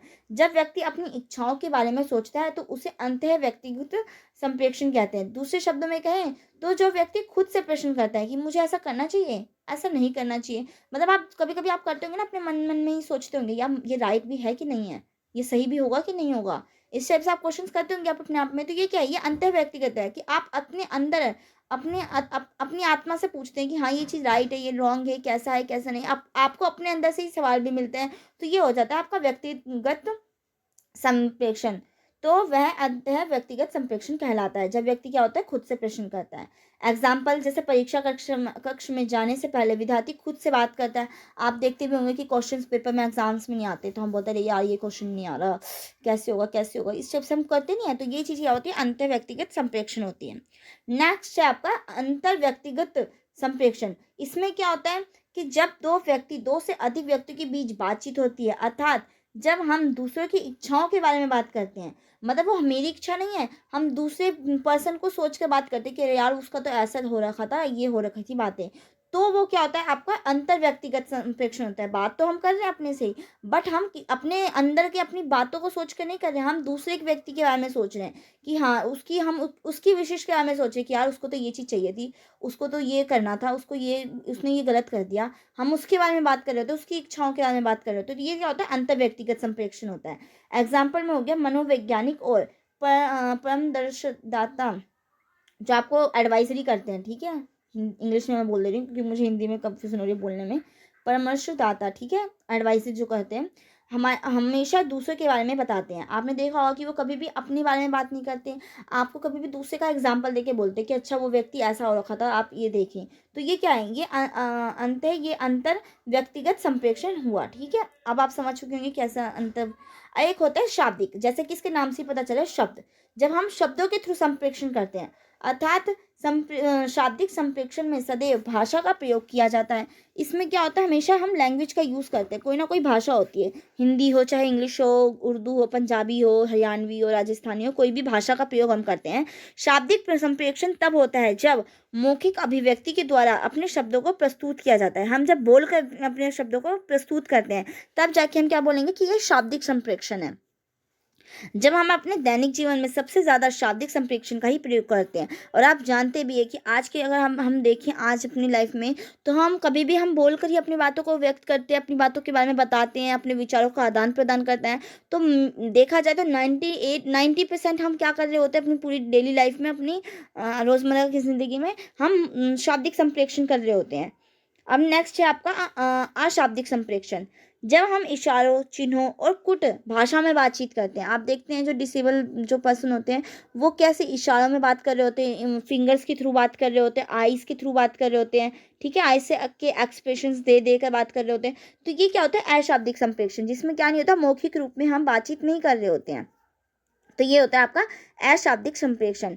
एग्जाम्पल आपका हो गया, बहरे बच्चों से हम हाथों से इशारा करके बातचीत करते हैं। आपने देखा है ना, हम अगर किसी, मान लीजिए जो बच्चा नहीं सुन सकता है, तो हम उससे किस तरीके से बात करते हैं, इशारों में बातचीत करते हैं, ठीक है। या फिर जो व्यक्ति नहीं बोल सकता है, वो भी अपनी बातों को एक्सप्रेस करना होगा उसे, तो वो किस वे में करता है, इशारों के द्वारा ही करता है। जैसे हम, मुझे मान लीजिए कि अगर मैं नहीं बोल सकती और मुझे पानी चाहिए होता, तो मैं हाथों से इशारा करके बोलती नहीं कि मुझे पानी चाहिए। तो वही चीज़ है कि ये क्या होता है, अशाब्दिक संप्रेषण होता है। नेक्स्ट है आपका बोलना सुनना। मतलब इस प्रकार के संप्रेषण में अंत्य प्रक्रिया आमने सामने होती है कि हाँ, मैं जैसे कि क्लास में बच्चों का ये होता है, जैसे आमने सामने टीचर्स और बच्चे बैठे रहते हैं, तो ये कैसी, ये बोलने सुनने वाली प्रक्रिया हो गई। शिक्षक के सामने साथ बैठकर सुनते हैं, और अनेक ऐसे अवसर भी आते हैं जब विचारों और भावनाओं के संप्रेषण में साझेदारी होती है, और बच्चे भी क्वेश्चन एनालाइज करते हैं टीचर के सामने। शिक्षक अपनी आंखों से कक्षा का नियंत्रण करता है, ठीक है, और अपने हाव भाव से संप्रेषण को प्रभावी बनाता है। भावनाओं का संप्रेषण अशाब्दिक अंतः प्रक्रिया से ही होता है, कभी कभी अनुभूतियों की अभिव्यक्ति करता है। छात्र सुनने को क्रिया में श्रव्य इंद्रियां, मानसिक एकाग्रता कि मतलब वो अपनी कान एकदम लगा के रखते कि टीचर कौन सी बात कह रही है, अपनी जितनी भी वो होती हैं मानस जो मेंटल स्थिति होती है, बोलते हैं ना कि मेंटली तुम यहाँ पे प्रेजेंट नहीं हो। टीचर्स को आपने डायलॉग बोलते हुए सुना होगा कि हाँ तुम मेंटली यहाँ पे क्लास में प्रेजेंट नहीं हो। मेंटली प्रेजेंट होने का मतलब क्या है कि आपका माइंड भी वहीं पे होना चाहिए जो टीचर आपको बात बता रही है। कई कई बच्चे क्या होते हैं ना कि टीचर को देख रहे होते हैं, ठीक है, उनकी बातों को कान से सुन भी रहे होते हैं, बट जो उनका माइंड होता है ना वो कहीं और होता है। वो उनका माइंड होता है कि घर में क्या खाना बन रहा होगा, क्या कर रहे होंगे, क्या नहीं कर रहे होंगे, इस टाइप से। तो यही बात कही गई है, तभी संप्रेषण सार्थक हो सकता है। जब क्या हो, जब वहाँ पर जो छात्र हैं, जब टीचर पढ़ा रही है, जब वो आपसे कोई बात कह रही है, जैसे मैंने आपको कोई बात कह रही हूँ, ठीक है, आपका ध्यान मेरी बातों पे होगा, आप अगर मेरी बातों को समझ रहे होंगे, आप मेरी बातों को सुन रहे होंगे, तो ये सफल संप्रेषण हो गया, ठीक है, सार्थक हो गया। परंतु अगर आपका ध्यान ही कहीं हो रहा है और मैं बोले जा रही हूँ वीडियो में, तो कोई वैल्यू नहीं रह गई ना मेरे संप्रेषण करने की। तो यही बात है, बोलने में विचार होते हैं, उनकी अभिव्यक्ति करता है, सुनने में अभिव्यक्ति पहले जिसमें विचारों का बोध कराता है, इसमें क्रियात्मक पक्ष होता है, ठीक है। तो यही बात है। आपका 10th नंबर का संप्रेषण के प्रकार में आ जाता है लिखना पढ़ना। अब इसमें क्या होगा, आपको नाम से देखने से पता चल रहा है कि जिसमें कि आपको लिखकर अपनी बातों को व्यक्त करना पड़ा, और दूसरा व्यक्ति क्या कर सकता है, पढ़ ले।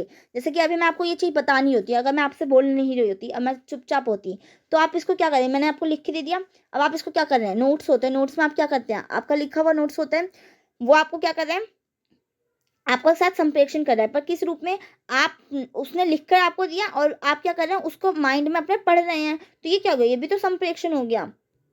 तो यही चीज़ है कि लिखने पढ़ने के, तो यही पे लिखा हुआ ना कि यह संप्रेषण प्रभाव बोलने सुनने के समान है। इसमें अंतर प्रक्रिया अप्रत्यक्ष रूप में लेखक तथा पाठक में होती है। भाषा के संकेतों एवं चिन्हों से पाठक को अनुभव प्रदान किए जाते हैं, ठीक है। भाषा के माध्यम से विचारों तथा भावनाओं को समझता है। आपको मैंने बताया भी कि कैसे हम लिखकर किसी को अपनी बातों को वो कर सकते हैं, बता सकते हैं। पाठक मतलब पढ़ने वाला, पहले भाषा के माध्यम से अभिव्यक्त होता है, और उसमें उसमें विचारों और भावों को क्या करता है, समझता है, अपने आप में उसको पढ़कर वो करेगा, समझेगा कि वो क्या कहना चाह रहा है, लिखा हुआ है कोई बात, और फिर उसको वो अपने अंदर क्या करेगा, समझने की कोशिश करेगा। भाषा विचारों एवं भावनाओं के संप्रेषण का माध्यम होती है। जो भाषा है वो हमारे विचार हम एक्सप्रेस कर पाए उसका एक क्या है, माध्यम है, एक सोर्स है, क्योंकि हम बोल कर ही हम अपनी बातों को व्यक्त कर सकते हैं। इसमें ज्ञानात्मक पक्ष क्या होता है, अधिक होता है। आपको इसमें ज़्यादा नॉलेज होनी चाहिए, तभी आप एक करेक्ट लैंग्वेज लिख पाएंगे। अगर हिंदी आपकी है, मान लो हिंदी आपको लिखनी ही नहीं आएगी, तो आप लिख कर किसी व्यक्ति को, पाठक को कैसे समझाएंगे, पढ़ने वाले को कैसे समझाएंगे, नहीं समझा पाएंगे। इसलिए कहा गया है कि इसमें क्या होना चाहिए, ज्ञानात्मक पक्ष अधिक होना चाहिए, आपको नॉलेज होनी चाहिए, तभी जाके आप क्या कर पाएंगे, संप्रेषण कर पाएंगे। पर मौखिक वाले में क्या होता है, बचपन से आप जो लैंग्वेज सुन रहे आते हैं, आपको वो चीज़ की हैबिट हो जाती है। अगर आप देखेंगे तो जो अंग्रेजन के जो बच्चे होते हैं वो अंग्रेजी बोलते हैं, इंग्लिश में बात करते हैं। वैसे ही जैसे हमारी इंडियन मदर अगर हमें हिंदी में बात करके शुरू से बताती हैं, तो हमें हिंदी आती है, तो हम हिंदी में अपनी बातों को एक्सप्रेस कर पाते हैं। परंतु ये चीज़ें हमें आती हैं, हमें इसके लिए अलग से अनार या ABCD नहीं पढ़ने की पड़ती। परंतु अगर आपको लिखना व पढ़ने वाला करना है, जो संप्रेषण है, तो उसके लिए आपको क्या होना चाहिए, ज्ञानात्मक नॉलेज होनी चाहिए उसके बारे में आपको।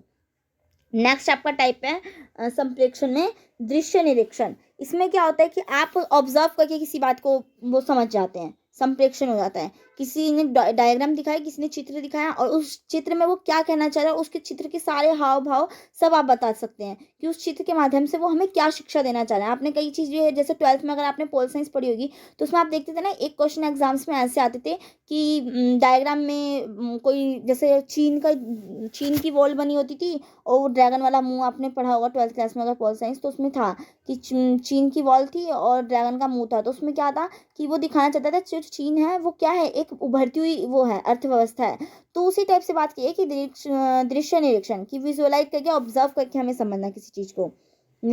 एक निरीक्षक भौतिक रूप से उत्पादक से अलग होता है, परंतु उसमें विचार दर्शाया जाता है, इसका उसका संप्रेषण होता है। दूरदर्शन तथा फिल्म द्वारा इस प्रकार का संप्रेषण किया जाता है। आप देखते हैं कि दूरदर्शन में, टीवी में पहले जब मुख्य फिल्में होती थी वो भी क्या करती थी, दृश्य के द्वारा ही तो आपको समझाने की कोशिश करती थी ना, वो क्या कह रहे हैं।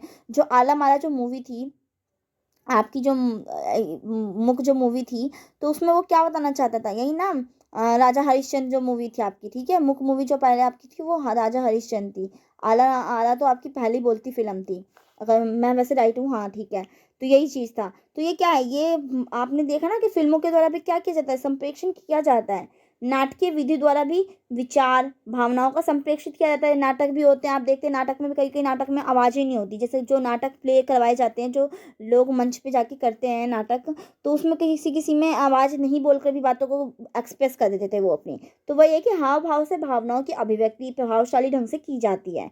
इसमें भावात्मक पक्ष अधिक होता है। संप्रेषण को सहायक प्रणाली भी कहते हैं। अब हम देखते हैं संप्रेषण और संचार में अंतर। देखा जाए तो ये दोनों एक ही टाइप के हैं, बट थोड़ा सा डिफरेंस है। जैसे कि इसमें लिखा है कि संप्रेषण का मतलब होता है किसी संदेश को एक जगह से दूसरी जगह तक पहुंचाना।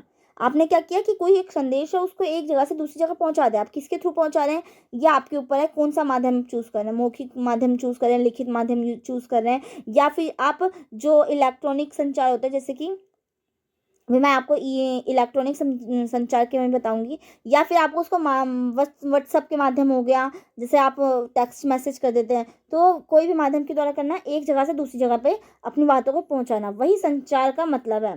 ठीक है, जान और देखा जाए तो इसका मतलब क्या हो गया, संप्रेषण का मतलब किसी संदेश को एक जगह से दूसरी जगह तक पहुंचाना। और वहीं जो दूसरी ओर जो संचार का क्या मतलब हो जाता है, जानकारी और विचारों को एक व्यक्ति से दूसरे व्यक्ति तक पहुंचाना। ठीक है, जो नॉलेज है आपने वो दूसरे व्यक्ति तक पहुंचाई, वो चीज़ आपकी होती है वो क्या कहते हैं, संचार। और वहीं जो संप्रेषण होता है उसमें होता है कि सिर्फ अपनी एक जो संदेश है आपको एक जगह से दूसरी जगह तक पहुंचाना है, चाहे वो मास लेवल पर, छोटे लेवल पर, जैसा भी हो। तो आपने देख लिया संप्रेषण और संचार में क्या डिफरेंस है। ये व्यक्तियों से, एक व्यक्ति से दूसरे व्यक्ति में पहुंचाया जाता है संचार जो होता है, और संप्रेषण होता है कि क्या करना, एक जगह से दूसरी जगह पहुंचाना। अब हम देख लेते हैं कि संप्रेषण में संदेश को बनाने, भेजने व पाने के लिए उपकरणों का इस्तेमाल किया जाता है, जैसा कि मैंने आपको बताया अभी। ठीक है, वहीं जो संचार है उसको पहुंचाने के लिए कई तरीके अपनाए जाते हैं, बोलकर, लिखकर, जैसे मर्जी। ठीक है, इसके लिए बहुत से माध्यम भी होते हैं, उपकरण भी होते हैं। टेक्नोलॉजी तो नई नई आ रही है, तो आप देख रहे हैं फैक्स करते हैं, मेल करते हैं, ईमेल करते हैं, है ना, ये सब चीज़ें चलती हैं। और वहीं आज का जो संचार है उसके लिए कोई ना कोई माध्यम चाहिए होता है। आपका आप लिख कर किसी को भेज रहे हैं, किसी को आप अपनी बातों को व्यक्त करने के लिए बोलकर बता रहे हैं, तो ये चीज़ें आ जाती है संचार के अंतर्गत।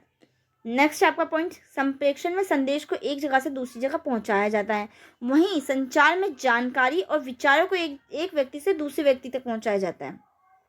आप देख सकते हैं एक जगह से दूसरी जगह, और ये क्या है, एक व्यक्ति से दूसरे व्यक्ति तक पहुंचाया जाता है, तो यही बात है। नेक्स्ट है, संप्रेषण में संदेश को भेजने के लिए टेलीफोन, फैक्स, ईमेल, पत्र वगैरह का इस्तेमाल किया जाता है। जैसे कि मैंने आपको बताया भी कि हम व्हाट्सअप आजकल यूज़ करते हैं ना, ईमेल ये सब हो जाता है, आपके लेटर्स हो गए। परंतु जो संचार है उसमें संदेश भेजने के लिए हम बोलकर, लिखकर, संकेत देकर, चित्र बनाकर, अपने हाव भाव से, इस टाइप से हम क्या करते हैं, संचार को पहुंचाते हैं। संप्रेषण के प्रकार में आपके मौखिक संप्रेषण, लिखित संप्रेषण, अशाब्दिक, शाब्दिक, आंगिक जो आंगिक संप्रेषण मतलब कि जो हम अपने हाव भाव या एक्सप्रेशन के थ्रू, अपने मान लीजिए आंखों के थ्रू, अब आंख क्या है आपका, अंग ही तो है ना शरीर का, तो इसके थ्रू आप संप्रेषण करते हैं, तो ये क्या आंगिक संप्रेषण है। ठीक है, संप्रेषण के प्रकार है। ऐसे जो संचार के प्रकार हैं उसमें आपका मौखिक संचार, अशाब्दिक, लिखित, दृश्य के थ्रू भी आप क्या कर रहे हैं, एक व्यक्ति से दूसरे व्यक्ति तक अपनी नॉलेज पहुंचाते हैं, और संप्रेषण में एक जगह से दूसरी जगह तक। अब हम देखते हैं सिद्धांत, वो संप्रेषण के प्रिंसिपल, सिद्धांत, कि इसके क्या क्या सिद्धांत हैं। ठीक है, तो जैसे कि आप जानते हैं कि एक शिक्षक को प्रभावशाली संप्रेषण करने हेतु सिद्धांतों का पालन करना पड़ता है। अगर एक शिक्षक को हमें बच्चों तक कुछ नॉलेज पहुंचानी है तो हमें बहुत सी चीज़ों का ध्यान रखना होता है, बहुत से सिद्धांत, बहुत से रूल्स रेगुलेशंस फॉलो करने होते हैं। तो हम इसके देख लेते हैं। ये मैंने आपको एक चार्ट दे रखा है, संप्रेषण के सिद्धांत के लिए क्या क्या होना चाहिए, विश्वसनीयता का सिद्धांत होना चाहिए, सामान्य स्रोता का सिद्धांत, ये सारे मैंने आपको लिख के दे रखे हैं। ठीक है, अब हम इसको अच्छे से एक एक करके एक्सप्लेन करते हैं। पहले है स्पष्टता का सिद्धांत, मतलब कि आपको ये चीज़ें वो करना पड़ेगा, नोटिस करना पड़ेगा जब आप संप्रेषण कर रहे हैं तो दूसरे व्यक्ति को वो बातें समझ में आ रही हैं। जैसे कि अभी मैं आपको बता रही हूँ, कुछ संप्रेषण कर रही हूँ, तो आपको ये बातें समझ में आनी चाहिए, मुझे इस टाइप से संप्रेषण करना होगा। अगर मैं यहाँ पे आकर कुछ अलग ही लैंग्वेज में बोलकर चली जाऊँ, आपको तो कुछ समझ में नहीं आएगा, परंतु अगर देखा जाए तो एक तरीके से संप्रेषण भी हो रहा है, क्योंकि मैं आपसे बात कर रही हूँ, बट आप अंडरस्टैंड नहीं कर रहे हैं। तो ये क्या है, इसको हमें ध्यान रखना पड़ेगा कि क्या होना चाहिए, स्पष्टता होनी चाहिए, कि हमें क्लैरिटी होनी चाहिए कि जो सामने वाला पर्सन कह रहा है वो बात हमें समझ में आए। तो यही लिखा हुआ है कि संप्रेषण करते समय हमारी भाषा बिल्कुल साफ होनी चाहिए। ये नहीं कि आप बिल्कुल मतलब एकदम मतलब टेढ़ा मेढ़ा जैसे मर्जी बोल दे रहे हैं, कुछ सामने वाले को समझ आ नहीं रहा और संप्रेषण हो गया, तो ऐसा नहीं होता। आप एकदम स्पष्ट लैंग्वेज में, एकदम शुद्ध हिंदी में आपको ये बातें बोलनी चाहिए कि जो सामने वाले पर्सन को समझ में आए, क्योंकि अगर भाषा स्पष्ट नहीं होगी तो प्राप्तकर्ता उसका गलत मतलब ले लेगा, उसको गलत समझ लेगा, कुछ समझ ही नहीं पाएगा। तो यही है, इसलिए हमारी भाषा क्या होनी चाहिए, स्पष्ट होनी चाहिए। तो हमें फर्स्ट रूल क्या वो करना चाहिए, फर्स्ट हमारा सिद्धांत क्या है, स्पष्टता का सिद्धांत। अगर शिक्षक को क्या करना है, एक प्रभावशाली मतलब संप्रेषण करना है, अगर बच्चों तक वो चीज़ें अपनी पहुंचानी है, तो उसको फर्स्टली तो क्या चीज़ पर ध्यान कर रखना चाहिए, स्पष्टता के सिद्धांत पे। नेक्स्ट है आपका जो सेकंड है, समन्वय का सिद्धांत, मतलब कि ये है कि प्रभावी संप्रेषण तभी हो सकता है, सफल संप्रेषण तभी हो सकता है जब संदेशों के बीच समन्वय स्थापित हो। जो आप संदेश भेज रहे हैं तो उनके बीच में कोरिलेशन हो, ये ना हो कि कोई एक बात यहाँ की है तो दूसरी बात एकदम सर पैर और मतलब सर से लेके पैर वाली बात हो गई, उल्टी नहीं होनी चाहिए, क्योंकि बिना समन्वय के पहले वाले संदेश का अर्थ नहीं निकल पाएगा।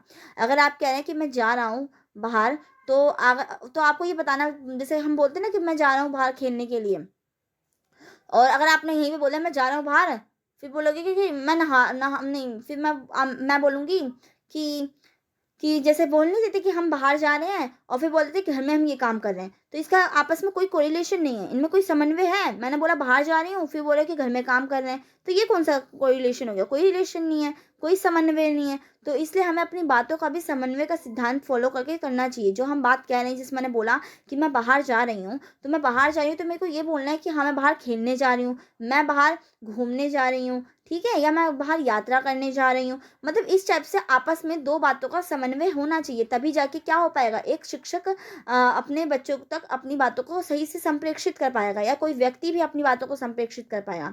तो इसलिए हमें समन्वय के सिद्धांत का ध्यान रखना चाहिए। आपस में दो बातों का क्या होना चाहिए, समन्वय होना चाहिए, रिलेशन होना चाहिए। ये नहीं कि एक सर हो तो दूसरा पैर है, ऐसा नहीं होना चाहिए, जैसे मैंने आपको अभी एग्जाम्पल भी बताया। नेक्स्ट आपका संचार संप्रेषण के सिद्धांत में संगतता का सिद्धांत। अब इसमें क्या है, जब आप बातचीत करते हैं तो संदेशों के बीच विरोधात्मक प्रवृत्ति ना हो, मतलब उसमें ये ना हो कि आप उसके अगेंस्ट हो, अर्थात दोनों संदेश एक दूसरे के विपरीत नहीं होने चाहिए। सूचनाएं उपक्रम की नीतियां, योजनाओं तथा उद्देश्य के अनुरूप ही होनी चाहिए। इसका एक ये सिद्धांत है। नेक्स्ट है विशिष्टता का सिद्धांत। अब इसमें क्या है कि संप्रेषण में सूचनाएं शिष्ट एवं शालीन होनी चाहिए। मतलब यही है कि अगर आप है ना, ये नहीं कि मतलब कि विदाउट मैनर्स, बिना किसी मैनर्स के आप किसी के साथ बात कर रहे हैं, उसके लिए आपको क्या होना चाहिए, शिष्ट, मतलब अच्छे से व्यवहार करना चाहिए, अच्छे से बातचीत करनी आनी चाहिए। ठीक है, तो ये भी इसका इसके अंदर बहुत ज़्यादा अहम भूमिका होती है। जैसे अब मैं ही हूँ, आपसे बात कर रही हूँ, अब मैं आपको आप करके बोल रही हूँ कि नहीं आप ऐसा होना चाहिए, आपको ये चीज़ समझ में आई नहीं आई, तो इसमें क्या है, एक शिष्टता है कि हाँ आपको ये चीज़ें समझ में आए। ये बात करने का एक तरीका होता है किसी से। परंतु अगर आप ये तू तड़ाक करके जैसे मर्जी बोल देते हैं, तो ये कोई ये नहीं है। तो इसलिए कभी भी हाँ, अगर आप संचार करते हैं, संप्रेषण करते हैं, तो इसके अंदर एक प्रॉपर्टीज ये भी है कि इसके अंदर विशिष्टता का सिद्धांत होना चाहिए, मतलब कि शिष्ट तरीके से, शालीन तरीके से आप किसी से क्या क्या करें, संप्रेषण करें। संप्रेषण के दौरान कठोर शब्द, मतलब बिल्कुल डांटने वाले शब्द नहीं, अपशब्द जो बेकार गंदे शब्द होते हैं उनका प्रयोग नहीं करना चाहिए, या गाली गलौज शब्द का प्रयोग नहीं करना चाहिए। ठीक है, ये सब शब्दों का नहीं यूज करना चाहिए। तो ये क्या होता है, हमें विशिष्टता के सिद्धांत का भी ध्यान रखना होता है संप्रेषण के टाइम पे। फिफ्थ आपका सिद्धांत है ध्यान आकर्षण करने का सिद्धांत। मतलब संदेश देते समय ध्यान रखना आवश्यक होगा, क्योंकि क्योंकि अगर भेजने वालों को ध्यान ही नहीं है, मतलब मान लो मैं आपको पढ़ा रही हूँ, ठीक है, आपको समझा रही हूँ, आपसे संप्रेषण कर रही हूँ, आपको कोई चीज़ बात कह रही हूँ, और आपका ध्यान ही कहीं हो रहा है, तो मेरे संप्रेषण करने का कोई फायदा नहीं है। ये तो एक वेस्ट हो गया ना ये चीज़ें तो। ठीक है, और वहीं दूसरी ओर जो बच्चा ध्यान से उस बातों को सुन रहा है, ध्यान से उस और आकर्षित है उस ओर, तो ये क्या है, ये मेरा सफल संप्रेषण हो पाएगा। तो यही कहा गया है, क्योंकि अगर भेजने वालों को ध्यान ही नहीं है, तो वो क्या हो गया, गलत संदेश भेजा गया है ना, गलत संदेश एक तरीके से देखा जाए तो संप्रेषण हो रहा है। अतः संदेश देते समय ध्यान आवश्यक होता है। आपने देख लिया। अब ये एक क्वेश्चन था कि संप्रेषणाओं की बाधाओं का वर्णन करें, क्या क्या बाधाएं आती है अगर हम संप्रेषण करते हैं, किसी से बातचीत करते हैं, कम्युनिकेट करते हैं, तो हमारे बीच में क्या क्या बाधाएं आती हैं, और उन्हें दूर करने के हमें उपाय भी बताने हैं। तो हम इनकी बाधाओं के बारे में देख लेते हैं कि संप्रेषण की अनेक बाधाएं हो सकती हैं, जिनमें प्रमुखतः कुछ वर्गों में बांटा जाता है। एक शिक्षक के लिए इन बाधाओं को जानना अत्यंत आवश्यक है कि क्या क्या बाधाएं आ सकती हैं आपके संप्रेषण करने के माध्यम में। तो ये ज़रूरी है, जो संप्रेषण है ना, देखा जाए तो शिक्षा के लिए बहुत ज़्यादा इंपॉर्टेंट होता है। ठीक है, तो यही बात कही है, जिससे एक प्रेक्षक और स्रोत के रूप में अपने संप्रेषण के दौरान उन्हें ध्यान में रखकर उन्हें दूर कर शिक्षण को प्रभावशाली बन सके। प्रेक्षक मतलब जो होता है, जो चीज़ें बातें कह रहे हैं, श्रोता जो उसको वो करते हैं, कंज्यूम ग्रहण करते हैं। तो यही है कि इस चीज़ों को हमें ध्यान रखना पड़ता है, जो कि क्या कर सके, इसको फिर प्रभावशाली तभी बनाता है। शिक्षण प्रारंभ करने से पहले शिक्षक को निम्नलिखित बाधाओं पर प्रमुख रूप से ध्यान देना चाहिए। अगर आप किसी को पढ़ा रहे हैं, किसी को समझा रहे हैं, किसी को लर्न करवा रहे हैं, किसी को चीज़ें कह रहे हैं, तो आपको इन बातों का ध्यान रखना चाहिए। तो ये पहले आप देख लें कि क्या क्या बाधाएं हो सकती हैं। जैसे कि शोर आ गया, भौतिक बाधाएं में आ गया, भाषा भाषा संबंधी, जैसे कि अब भौतिक बाधाएं क्या हो जाती हैं, आपका शोरगुल हो गया, अदृश्यता हो गई, कुछ अगर मान लीजिए साफ तरीके से अगर आपने कुछ लिख के दिया और वो पूरी क्लियरिटी नहीं है, कुछ अच्छी राइटिंग नहीं है, साफ सुथरी राइटिंग नहीं है, तो ये भी एक तरीके से क्या हो गया, संप्रेषण की बाधा ही तो हो गई ना। क्योंकि मान लीजिए आपने लिख कर दिया और उस व्यक्ति को समझ में ही नहीं आ रही, तो क्या मतलब, ये संप्रेषण में रुकावट ही तो ना पैदा कर रही है। जैसे वातावरण हो गया, एनवायरमेंट कैसा है, भौतिक असुविधाएं हो गई, विकर्षण हो गया, अस्वास्थ्य हो गया, तो ये सब क्या है, भौतिक बाधाएं हो गई। दूसरी है आपकी भाषा संबंधी, अब क्योंकि अस्वास्थ्य रहते तभी तो हम अपनी मतलब असमर्थ होते अपनी बातों को कहने में, तो इसलिए भी ये भौतिक बाधाओं में आ जाता है। दूसरा है आपकी भाषा संबंधी बाधाएं। अब भाषा संबंधी बाधाएं में क्या हो गया, अनुचित हमने शब्द यूज कर लिया, गाली गलौज का यूज कर लिया, अत्यधिक शब्द यूज कर लिया, ज्यादा से ज्यादा शब्दों का यूज कर लिया, अस्पष्ट जो चित्र होते हैं वो हमने वो कर लिए, तो ये भी क्या हो गया, ये भी वो है, एक तरीके से देखा जाए तो इसके बीच में एक बाधा है। अस्पष्ट संकेत संकेत हो गए, ये भी इसकी बाधा है। नेक्स्ट आपका पृष्ठभूमि संबंधी बाधाएं। इसमें हो गया पूर्व ज्ञान, मान ली किसी चीज के बारे में आपको पहले से ज्ञान हो, तो ये भी क्या हो रहा है, संप्रेषण के बीच में एक बाधा के तौर पे काम कर रही है, क्योंकि दूसरे फिर जो सामने वाला पर्सन होगा ना, उसको इंटरेस्ट नहीं आता, तो ये चीज होती है। सांस्कृतिक विभिन्नता, पूर्व वातावरण एवं वर्तमान वातावरण में अंतर, कि पहले का वातावरण मतलब कुछ पहले का एनवायरनमेंट एटमोसफेयर कुछ अलग था, आज के टाइम का कुछ अलग है, तो ये चीज़ भी बाधा हो जाती है संप्रेषण के लिए। वातावरण में विभिन्नता से संदेश की प्रबलता कम होना।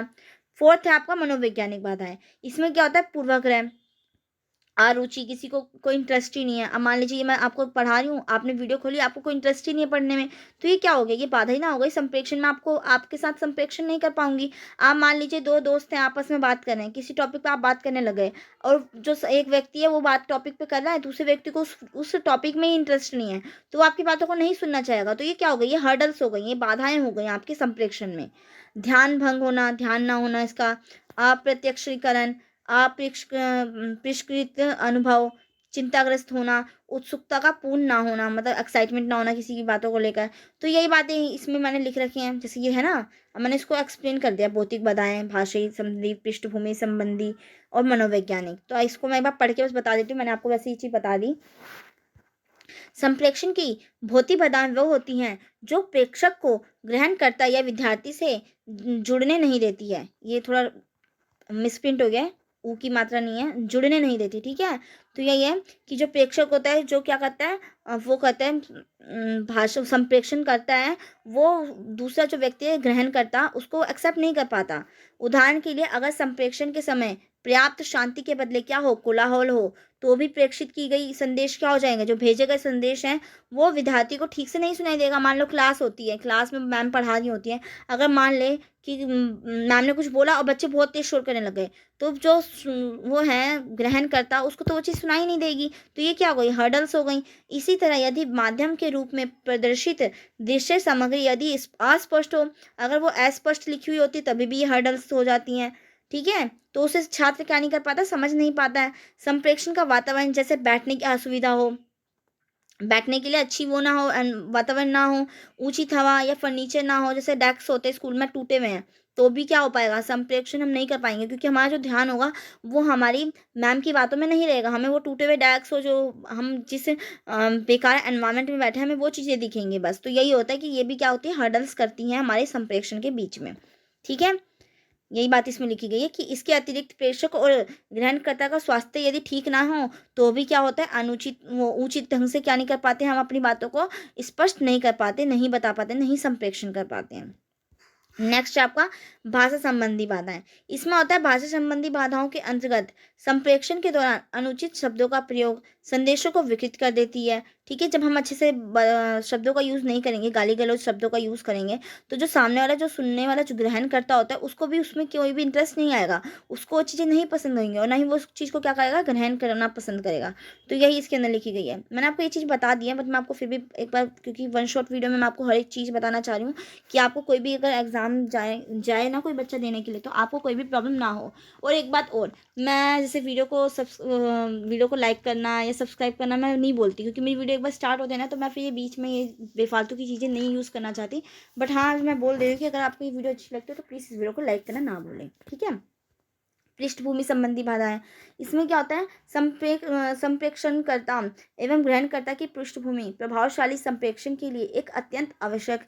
इसके अंतर्गत पूर्व ज्ञान, सांस्कृतिक विभिन्नता, वर्तमान जो वातावरण में संदेश का उपयुक्त होना, इन बिंदुओं पर ध्यान देना आवश्यक है। तो यही है कि पृष्ठभूमि के लिए क्या होता है कि एक बेस्ट एनवायरनमेंट हो, एक बेस्ट वो हो, मतलब उस चीज़ के बारे में आपको ज्ञान हो, ठीक है। तो ये चीज़ें चाहता है, इसके लिए ये ध्यान रखना आवश्यक होता है, तभी हम क्या कर पाएंगे, सही तरीके से संप्रेषण कर पाएंगे। जैसे कि मैंने आपको यहाँ पे लिख के भी दे रखा है, ये सारी चीज़ें एनवायरनमेंट वो रहती है ज़रूरी। अगर ये चीज़ें हो जाती है ना, मतलब अगर पूर्व ज्ञान होता है तो भी क्या होती है, हर्डल्स के तौर पे काम करती हैं। तो इसलिए इन चीज़ों पे ध्यान रखना चाहिए, जिससे कि ये क्या ना हो सके, बाधा ना बन सके संप्रेषण के लिए। यदि पूर्व ज्ञान का स्तर वर्तमान नए संदेश को ग्रहण करने योग्य ना हो, तो संप्रेषण व अधिगम में बाधा आ सकती है। मान लीजिए कि आपको चीज़ के बारे में अगर वो हो, ज्ञान रहता है, तो भी वो चीज़ें क्या करता है, वो फिर ग्रहण करने का उसको मज़ा नहीं आता, तो वो क्या होता है, उसके लिए रुकावट बन जाएगी अधिगम में। मतलब अधिगम का मतलब होता है लर्निंग, ठीक है। ये है इसका मतलब। उदाहरण के लिए इसमें एग्जाम्पल भी देखा है, यदि बच्चे को अक्षर ज्ञान ही ना हो, तो उसे वाक्य नहीं पढ़ाया जा सकता, ठीक है। अगर उसको पहले से उस चीज़ की वजह से, मैंने आपको बताया, एक तो होता है पूर्व ज्ञान, मतलब कि किसी चीज़ के बारे में हमें ज्ञान होना पहले से, तो भी हम इंटरेस्ट नहीं लेते। और एक होता है कि आपको उसके बारे में थोड़ा सा जब ज्ञान होगा तभी आप उस चीज़ को अंडरस्टैंड कर पाएंगे। जैसे कि आप मान लीजिए आपको अ से अनार हिंदी जो पढ़ने आती होगी, तभी आप उसको लिखित अगर होगा आपके साथ, या कोई व्यक्ति कुछ बात कहेगा, तो आपको उसके बारे में ज्ञान होगा तभी आप उसको अच्छे से अंडरस्टैंड कर पाएंगे ना। अगर मान लीजिए आपको आ से अनाड़ी नहीं आता, तो मैंने अगर आपको लिख के दे दिया एक सेंटेंस, तो आप तो वो तो बिल्कुल नहीं पढ़ पाएंगे। तो इसलिए ये दो तरीके से है, आप एक तरीके से मत लेके चलना। तो यही है कि यदि बच्चों को अक्षर ज्ञान ही ना हो तो उसे वाक्य नहीं पढ़ाया जा सकता। इसी तरह यदि बच्चे को गिनती ना आती हो तो उसे गणित के प्रश्न नहीं हल करवाए जा सकते। तो ये क्या हो गया, ये पूर्व ज्ञान ना होना मतलब कि, ठीक है। तो ये भी क्या है, एक हर्डल के तौर पे काम कर रही है। सांस्कृतिक विभिन्नता के कारण कोई संदेश अनुपयुक्त व आग्रह हो सकता है, ठीक है, कि वो हमें वो लगे, सेटिस्फाइंग ना लगे, अनुपयुक्त लगे। अतः संप्रेषण के समय सांस्कृतिक वातावरण की जानकारी होना भी आवश्यक होता है। नेक्स्ट आपका मनोवैज्ञानिक बाधाएं। अब मनोवैज्ञानिक बाधाओं में है कि संप्रेषण की बाधाओं में ही है, मनोवैज्ञानिक बाधाएं एक प्रमुख स्थान रखती हैं। कुछ मनोवैज्ञानिक गुण जैसे पूर्वाग्रह होना संदेश के प्रकार में एक ग्रहण करने की बाधा डाल सकती है। यदि किसी कारण से ध्यान में कमी है तो भी अच्छे से अच्छा प्रेषक अच्छा संप्रेषण नहीं कर सकता। जैसे कि मैंने आपको एग्जांपल भी दिया, अगर मैं आपको पढ़ा रही हूँ और मैं कितनी भी अच्छी संप्रेषित हूँ, मैं कितने भी अच्छे से लैंग्वेज यूज़ कर रही हूँ, कितने भी अपनी जो भाषाओं का जो वो है वो बिल्कुल अच्छे से सुटेबिलिटी यूज़ कर रही हूँ, परंतु मैं ये संप्रेषण तब तक अधूरा रहेगा जब तक कि आप इसको जब तक इसको आप क्या नहीं करते, बिल्कुल फोकस के साथ नहीं सुनते हैं। तो यही चीज़ है कि कितने से कितना अच्छा भी प्रेक्षक है ना, संप्रेषण अच्छे से नहीं कर पाएगा अगर क्या हो, ध्यान में कमी हो तो। यही बात इसमें कही गई है। इसी तरह अरुचि होने पर भी संप्रेषण में बाधा आती है कि आपको कोई इंटरेस्ट ही नहीं है इस टॉपिक के बारे में, आपको पढ़ना ही नहीं है, तो भी आपको क्या होगा, इंटरेस्ट नहीं होगा, तो भी ये संप्रेषण में बाधा है, ठीक है।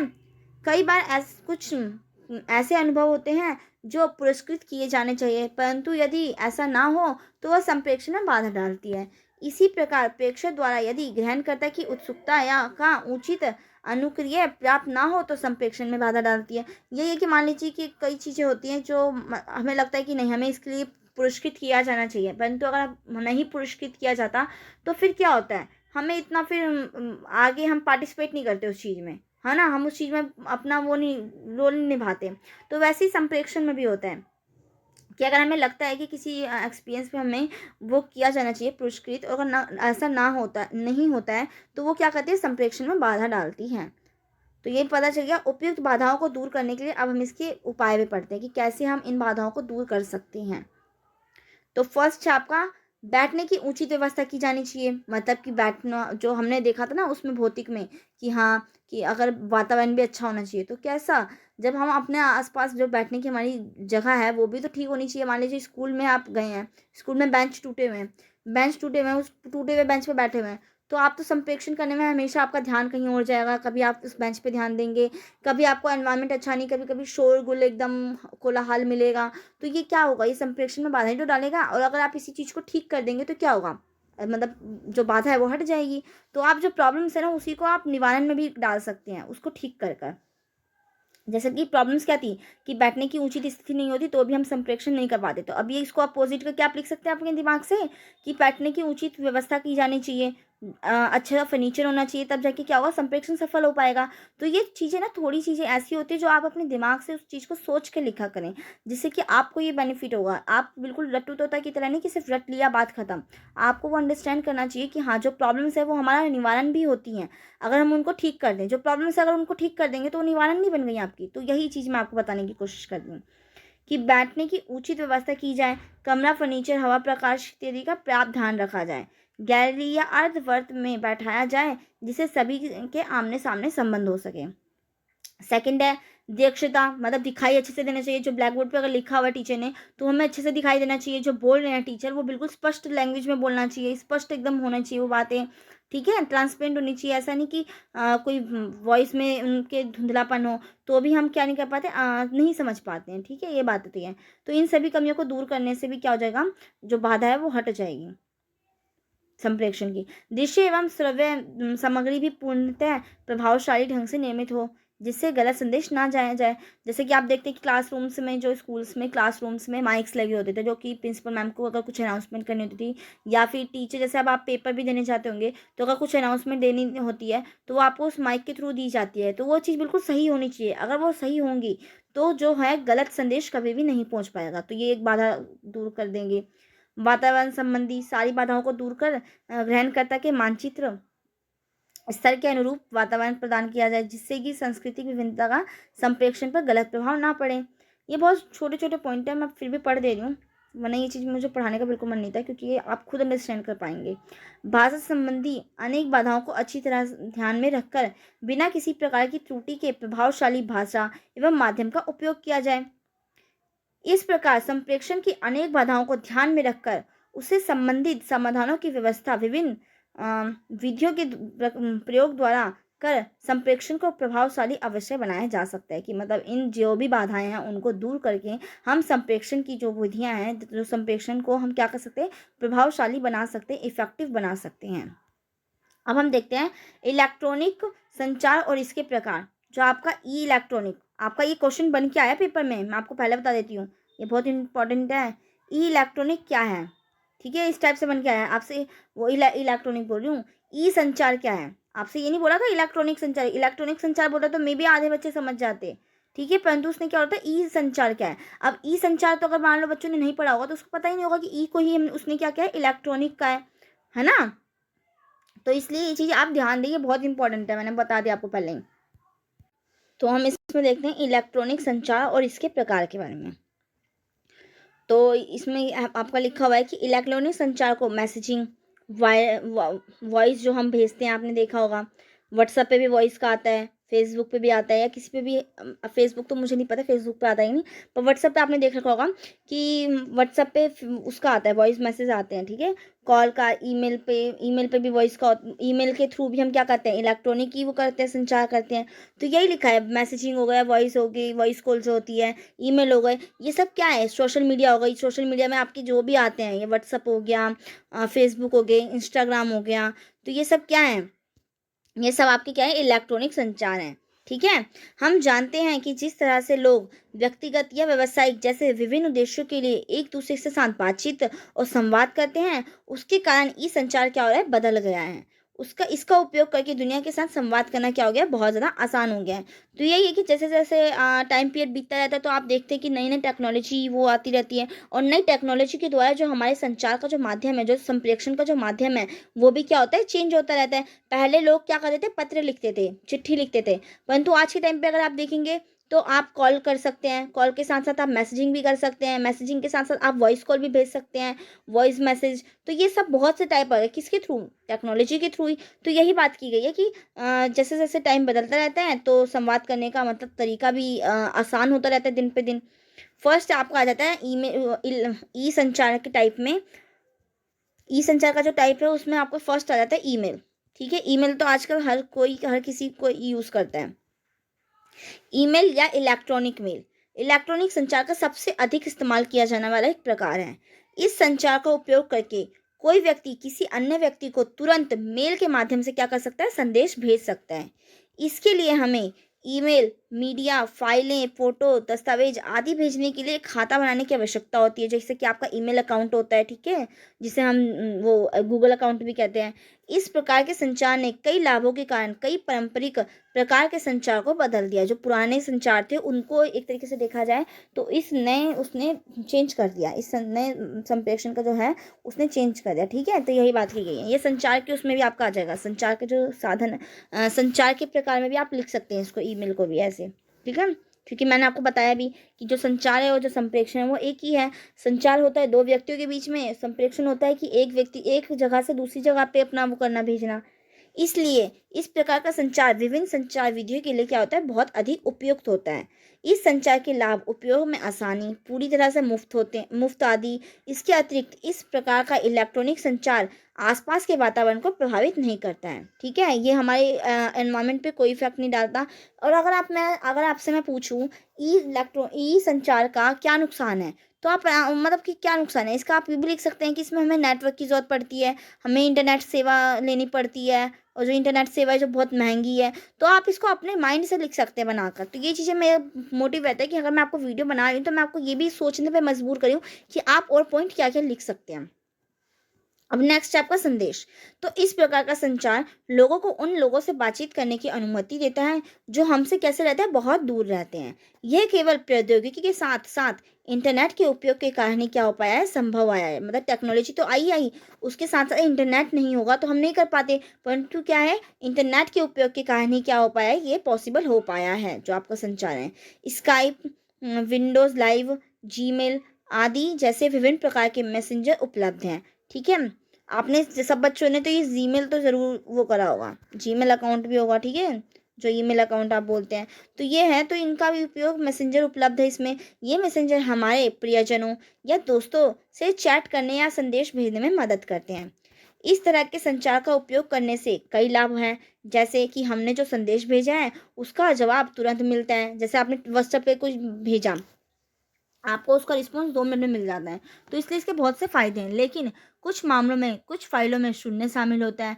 हालाँकि बग आपके कंप्यूटर के कामकाज को रोक सकता है, जो आप बोलते हैं ना कि वो हो गया, क्या कहते हैं अ, किम कि वायरस घुस गया, वायरस आ गया, तो वही प्रॉब्लम बताई गई है कि बग आपके कंप्यूटर के कामकाज को रोक सकता है और उसके आपको बहुत परेशानी दे सकता है। तो यही चीज़ें हैं कि ये प्रॉब्लम क्रिएट कर देते हैं। इसमें भी बहुत सी मतलब फ़ायदे हैं तो नुकसान भी हैं।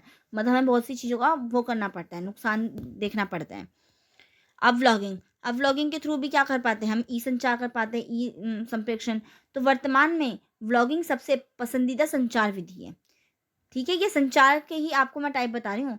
वर्तमान में व्लॉगिंग सबसे पसंदीदा संचार विधि है। यह एक प्रकार की ऑनलाइन जर्नलिंग है, मतलब कि एक तरीके से आप देखा जाए तो ऑनलाइन ही आप एकदम लाइव होकर मतलब किसी के साथ क्या कर रहे हैं, किसी के साथ वो कर रहे हैं, वो करते हैं, हम बात करते हैं एक दूसरे से। तो यही बात कही है कि ये ऑनलाइन जर्नलिंग है, जिसे प्रतिदिन या दिन में एक कई बार अपडेट किया जा सकता है। इसमें सभी जानकारी या किसी विशेष विषय को शामिल किया जाता है। ऐसे व्लॉग का उपयोग करके कोई भी व्यक्ति शेयर कर सकता है और फॉलो भी कर सकता है, या फिर टिप्पणियाँ जो कमेंट आप दे देना, वो कमेंट भी किया जा सकता है या फिर पोस्ट करता है। ठीक है? टिप्पणियाँ जो हम मतलब कमेंट में, कमेंट आप अब मान लीजिए ये वीडियो है, वीडियो में भी आप कुछ कमेंट करेंगे, कुछ चीज़ें आपको अच्छी लगेंगी, कुछ चीज़ें आपको बुरी लगेंगी, तो उसके बारे में आप कमेंट करते हैं। तो यही बात की गई है कि कमेंट भी पोस्ट किए जाते हैं। इस तरह का संचार बेहद उपयुक्त होता है, मतलब अच्छा मान लगता है। यही कारण है कि लोग अक्सर ब्लॉग का उपयोग करते हैं और इसके अतिरिक्त इंटरनेट का उपयोग करते हैं। लोग इसे दुनिया भर में एक्सेस पढ़ और फॉलो कर सकते हैं। जैसे कि अगर आप देखें तो इस टाइम पे भी क्या हो रहा है, ये आपका इलेक्ट्रॉनिक ई संचार ही हो रहा है। जो मैं आपके साथ कर रही हूँ, ये भी क्या है, इलेक्ट्रॉनिक संचार ही है। क्योंकि मैं भी आपको किसके थ्रू, यूट्यूब के थ्रू, आपको सोशल मीडिया के थ्रू ही क्या कर पा रही हूँ, अपनी बातों को व्यक्त कर पा रही हूँ। तो ये किस टाइप का है, ये भी ई संचार ही है। नेक्स्ट है आपका वीडियो चैट। अब वीडियो चैट के थ्रू भी आप अपनी बातों को मतलब एक्सप्रेस कर पाते हैं। ठीक है? तो इस प्रकार का संचार वीडियो कॉलिंग एप्लीकेशन के लिए वेब कैमरा जोड़कर किया जाता है। आप वीडियो कॉल पे बात करते हैं, तो वीडियो कॉल में एक तो आपका फेस भी दिखता है, फेस के साथ आपके एक्सप्रेशन, आपके हाव-भाव सब दिखाई देते हैं, प्लस आपकी जो मौखिक आवाज़ें होती हैं, वो भी जाती हैं। तो ये भी बहुत अच्छा चीज़ होती है। इस एप्लीकेशन का उपयोग करके कोई व्यक्ति दूसरे के साथ संवाद कर सकता है और यह भी देख सकता है कि वह किससे बात कर रहा है। ठीक है? वेब कैम को बाहरी रूप से इंटरनेट से जोड़ा जा सकता है और इसके लिए हमें स्काइप, हैंगआउट आदि जैसे एप्लीकेशन का उपयोग करने की भी आवश्यकता होती है। तो इनकी सबके अपनी-अपनी एप्लीकेशन बनी होती है। वीडियो चैटिंग के कई फ़ायदे हैं। हम किसी से भी तुरंत संपर्क कर सकते हैं। बिज़नेस कॉन्फ्रेंस फीचर जैसी सुविधाओं का इस्तेमाल किया जाता है। आपने देखा होगा कि कोरोना के टाइम में भी कि जो मोदी थे, जो प्राइम मिनिस्टर थे हमारे, वो क्या कर रहे थे? वीडियो कॉलिंग के साथ ही कॉन्फ्रेंस कर रहे थे। तो यही बात है कि बहुत ज़्यादा बेनिफिशियल होता है। एक समय में एक से ज़्यादा लोग क्या कर सकते हैं, संवाद कर सकते हैं। जैसे कोरोना के टाइम में ज़ूम पे क्लासेज़ होने लग गई थी बच्चों की, ठीक है? जो कि ज़ूम मीटिंग पे क्लासेज़ हो रही थी, तो उसमें क्या हो जाता है कि एक के साथ हम ज़रूरी नहीं कि सिर्फ़ एक ही से साथ बात करें। जैसे हम क्लासरूम में जो टीचर होती थी, वो कम से कम 50-60 बच्चों को एक साथ पढ़ा लेती थी। वैसे ही ज़ूम मीट पे भी बहुत से बच्चों को क्या किया जाता था, पढ़ाया जाता था। तो यही बात की गई है कि एक समय में एक से ज़्यादा लोगों का संवाद कर सकते हैं। साथ ही हम PPT, data sheet online share कर सकते हैं। नेक्स्ट है आपका सामाजिक नेटवर्किंग। हम इसके संचार के टाइप पढ़ रहे हैं। सोशल मीडिया लोगों के बीच संचार का एक तरीका है, जो आपका ये है सामाजिक नेटवर्किंग, जिसका इस्तेमाल आम तौर पर रिश्तों के लिए किया जाता है। इसमें ज़्यादातर फेसबुक, लिंक्डइन लोगों को एक साथ काम करने के लिए क्या करता है, जगह देता है। कभी-कभी वास्तविक समय में ट्विटर नाम की एक माइक्रो ब्लॉगिंग सेवा है, जो 140 से ज़्यादा अक्षरों के छोटे संदेशों को बड़ी संख्या में लोगों तक पहुंचाने की क्या करती है, अनुमति देती है। तो ये देख सकते हैं आप, ये सारी चीज़ें जो हैं आपकी सोशल नेटवर्किंग की है, ये आपका Facebook, Instagram, Twitter, WhatsApp, YouTube, और ये मुझे नहीं पता ये क्या है, बट हाँ मतलब सोशल मीडिया का ही है वो, ठीक है। टेक्स्ट मैसेज की तरह नहीं, यह केवल छोटे समूहों को भेजता है।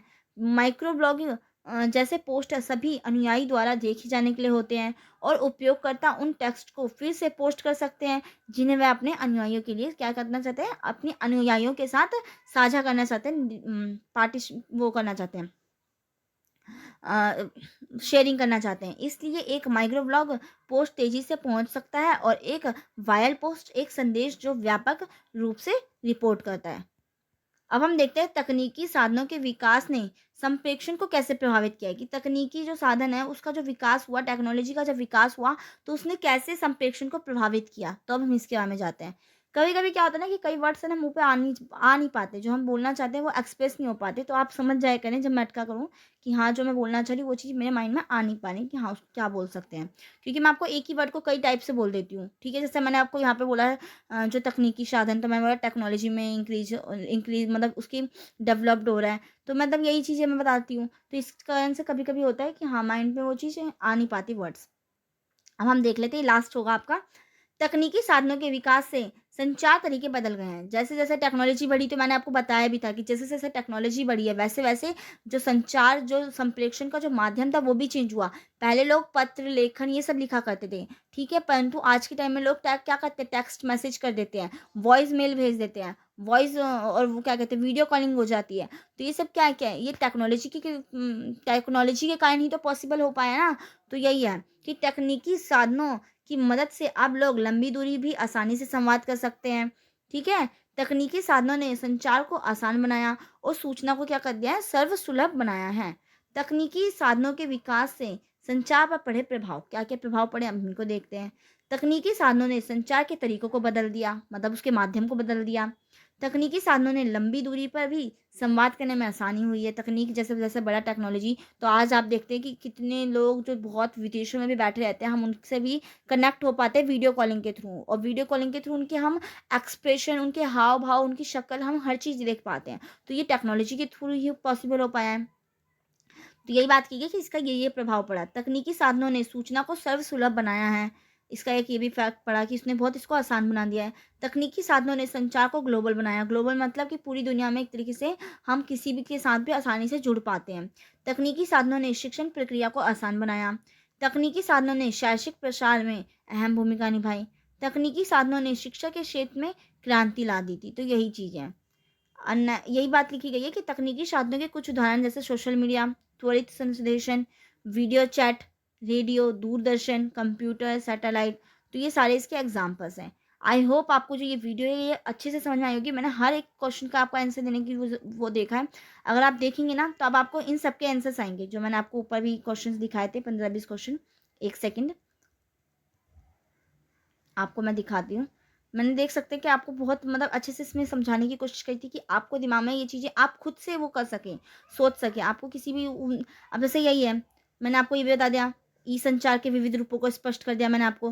प्रभावी संप्रेषण के गुण भी बता दिए मैंने आपको कि कैसा होना चाहिए, है ना? आभाषिक संप्रेषण भी बता दिया क्या होता है, जिसमें क्या होता है, एक देखिए अशाब्दिक हम बोल सकते हैं, ठीक है? उसकी भूमिका को स्पष्ट करना है, ये आप अपने दिमाग से खुद सोच के लिख सकते हैं। संप्रेषण के प्रकार, इसके आयाम, अवधारणाएँ, ठीक है? तकनीकी साधनों के विकास ने संप्रेषण को कैसे प्रभावित किया, इन सब क्वेश्चन को मैंने आपको इसके अंदर करवा दिया। आई होप आपको ये वीडियो अच्छी लगी। अगर आपको ये वीडियो अच्छी लगे तो प्लीज़ इस वीडियो को लाइक करें और इस वीडियो को अपने फ्रेंड्स में भी शेयर करें, जिससे कि उनकी भी हेल्प हो सके। क्योंकि कई बच्चों के मैंने सुना कि हाँ, भई एग्ज़ाम्स आने वाले हैं, तो मैंने सोचा क्यों ना एक वन शॉट वीडियो बना दूँ जिससे कि आपकी हेल्प हो जाए। And thank you so much इस वीडियो को एंड तक देखने के लिए। अब हम मिलते हैं नेक्स्ट वीडियो में, जब तक के लिए बाय।